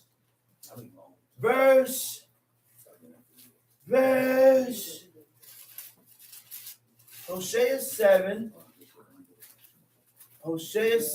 verse, I gotta find, oh, there it is. There you is, hiding from me. Hosea 7, verse 4. They are all adulterers, as an oven heated by the baker, who ceased it from raising after he had kneaded the dough until it be leavened. You know what that means? Sounds like that you knead the dough until to make it leavened. That's what the book says. So they didn't have baking soda. They didn't have yeast. No, they didn't. The only process to leaven the dough is to knead it. That's what. If you can't see that, then you're blocked. You're blocked. Don't sneak off and buy those damn matzos from the stores. The Jews should not be making money off of you, Israel. Exactly. Right. Stop buying those damn crackers. Make your own bread. If I'm not mistaken, did the book say lekamoni? Yes. Dang, brother. Huh? Bread of affliction. Is matzos lekamoni? No, brother. Is that bread of affliction? No, it's crackers of joy. That's not. Bread of affliction. That's crackers, man. Crackers of It joy. go good with cheese. It tastes good with a little butter on it. Crackers of Go joy. good with peanut butter and jelly. I eat it every year, every day. I stopped eating it now Why you stop eating it, bro? because there was a video circulating that the Jew. I gotta show you that video. Yeah, see that. It said that they put the blood of their enemies In the matzah. in the matzah. Wow. He said, and we keep telling them, but they He don't said we believe keep us. telling them and they don't believe us. The white boy too. Tell you. Yeah, I seen it. Abraham, I looked at it, I seen it, I said, whoa. That was the last time I ate them box of crackers. Tom Lee, brother. I ain't eat that. I ain't eat that no more. That's right. Not me. That's right. Not me. Now let's go to Exodus 12 now. Go to Exodus. You had Exodus 12 already, right? Yes, Chief? I have it. Go ahead, Tom Sheep. Exodus chapter 12. Uh-huh. And the Lord spake unto Moses and Aaron in the land of Egypt, saying, This month shall be unto you the beginning of months. The beginning of It months. shall be the first month of the year. The first month of the year to you. Not the 7th month. Speak Not the ye, 7th month. Uh-huh. speak ye unto all the congregation of Israel, saying, In the 10th day of this month they shall take to them every man a lamb. I want to according- skip that. And ye shall keep it unto the 14th day of the same month, boom, boom, boom, at even. And they shall strike it upon the pillar, and they shall eat it roasted with fire. And not of it shall be besotted with flesh. All right, boom, boom, boom, boom, boom. I want to go to the parts because I have another chapter to go into. Boom, boom, boom, boom, boom, boom, boom. Skip that. Go to verse 15. 7 days shall ye eat unleavened bread. Exodus 12, verse what? 15. 15. 7 days shall ye eat unleavened bread. Okay? Even the first day ye shall put away leaven. The Hebrew word for leaven is what? What is the Hebrew word for leaven? Right? It says se'od. Se'od. The Hebrew word for se'od in English, it means leaven or yeast. Oh, That's not the sour. only thing that I have to get out of my house. Not sour? Leaven, yeast, baking soda, all right, what sodium bicarbonate, Potassium bicarbonate. all that sodium stuff there, bicarbonate, I get it out. all the bicarbonate. Yeah, I get all that stuff out. People always say, "Oh, it's not 11 age or this or that," but this is what my father taught me, That's right. and I'm gonna go according to that. That's right. Right? For whosoever eateth leavened bread, the Hebrew word for that is comments. When you read it in the Hebrew, it's two different words. That's right. You have comments, which is leavened bread, and you have chametz, which is sour. Nowhere in the Hebrew you have chametz. Come on. That's right, We brother. always talk about that. Nowhere. That's right. And as I proved to you, that we don't know how long the dough was sitting with your winter end all. Yeah. According to what we read in the Old Testament, every house had dough sitting ready Yeah. to be baked. It sounds like that's what it is. Everybody Yeah. had, that was a common thing in everybody's You always house. have bread. You always Yeah. had a dough sitting there ready. That's why all she had to do was go and pluck Grab the cake. and make bread. Yep. So keep that in mind. We always had Had dough cake. sitting in the kitchen waiting. So it sat all night.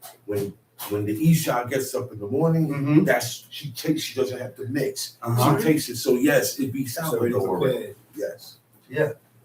So, okay, it said, in the first day there shall be a holy convocation, Mhm. and on the 7th day there shall be a holy convocation. No manner of work shall be done in them, save that which every man must eat. Uh-huh.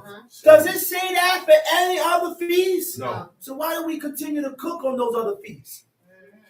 Hard You head. have to prepare your food from the day before because God said you cannot do no work, no servile work. When you look into the Hebrew for servile work, it says meleket aboda. Meleket comes from the word melaka, which is work. Aboda means to serve. That's why you may come to me with a glass of water and I'm going to tell you, don't give me no water. I'll get my own. Self-serving today. Get my own. And that's how far we got to go when we're dealing with these laws, commandments, and statutes. That's how far we gotta go. All right. Okay. I'm gonna skip down here. It said the people took their dough. Took that though. I said the people took their dough. So they didn't make it right there. They didn't make it. It was made already. Do you know how long it was sitting? No. I don't know how long it was So sitting. I know it was over Doesn't say 18. how long. It was over 18. It didn't say how long it was sitting. At all. It could have been sour. Teach you. It could have been sour. And that. By that time, We don't know how long it was sitting. midnight. So why do we continue to say that sourdough is leaven? That's not what I read here. Teach us too. That's not what I read here, man. See, we gotta stop going by all these strange books to substantiate the word of God. And use the book, No. use the book to prove the book. That's it. That's it. That's what I That's the do. only Torah thing teaches Torah. Say that again. Torah Teaches That's a Torah. fact. That's That's a fact. Torah accommodates itself. doesn't contradict. It doesn't contradict. Right. That's correct. It doesn't contradict. You're not going to have one spot in the book that says that the offerings and the shewbread are supposed to be prepared from evening to the morning every Shabbat, and then you're going to go to Exodus 16 and say it says Shabbat day. Start your, which one is it then? You don't have no comprehension. Reading it God don't wrong. lie. God don't make It's mistakes. either or. Reading it wrong. Be starting in the evening or in the day. Teach you. Of course, common sense says that the day begins when the sun rises. Daytime. Daytime. It's daytime, of course. It ain't night. Come on, man. We gotta stop, man. Let's go to Joshua 24. Joshua chapter 24. Yeah. You got it, brother? Got it. Tom Sheik. Joshua chapter 24. And Joshua gathered all the tribes of Israel to Shechem and called for the elders of Israel Uh-huh. and for their heads Uh-huh. and for their judges Uh-huh. and for their officers. Uh-huh. And they presented themselves before God. Uh-huh. And Joshua said unto all the people, Look what thus Joshua says the said. Lord God of Thus saith the Israel, Lord God of Israel. your fathers dwelt on the other side of the Your flood fathers dwelt on the other side of the flood in old time. in old times. Go ahead. Even Terah, Even the Terah, father of Abraham, the father of and the Abraham, father of and the Nahor, father of Nahor, and they served other and they gods. served other gods. That's their past. Huh? That was their past. But Abraham was able to let go of his past for the purpose of serving God. That's why the book says serve God in simplicity of heart. Serving God in simplicity of heart means to let go of what you was taught. The former thing. Let go of the former things. Let go of what you was taught. And when you come to serve God, come to God with a clear mind, ready to receive and not argue and debate. Wholeheartedly. Not argue and debate because you ain't gonna get everything one shot. Just do it. This thing takes time and work And patience. and patience. Tom Sheik. Now it says serve other gods. How do you serve other gods? What does it mean to serve other gods? Come on, come The on. Hebrew word for serving other gods is aked or akare. It means to go after or after, right?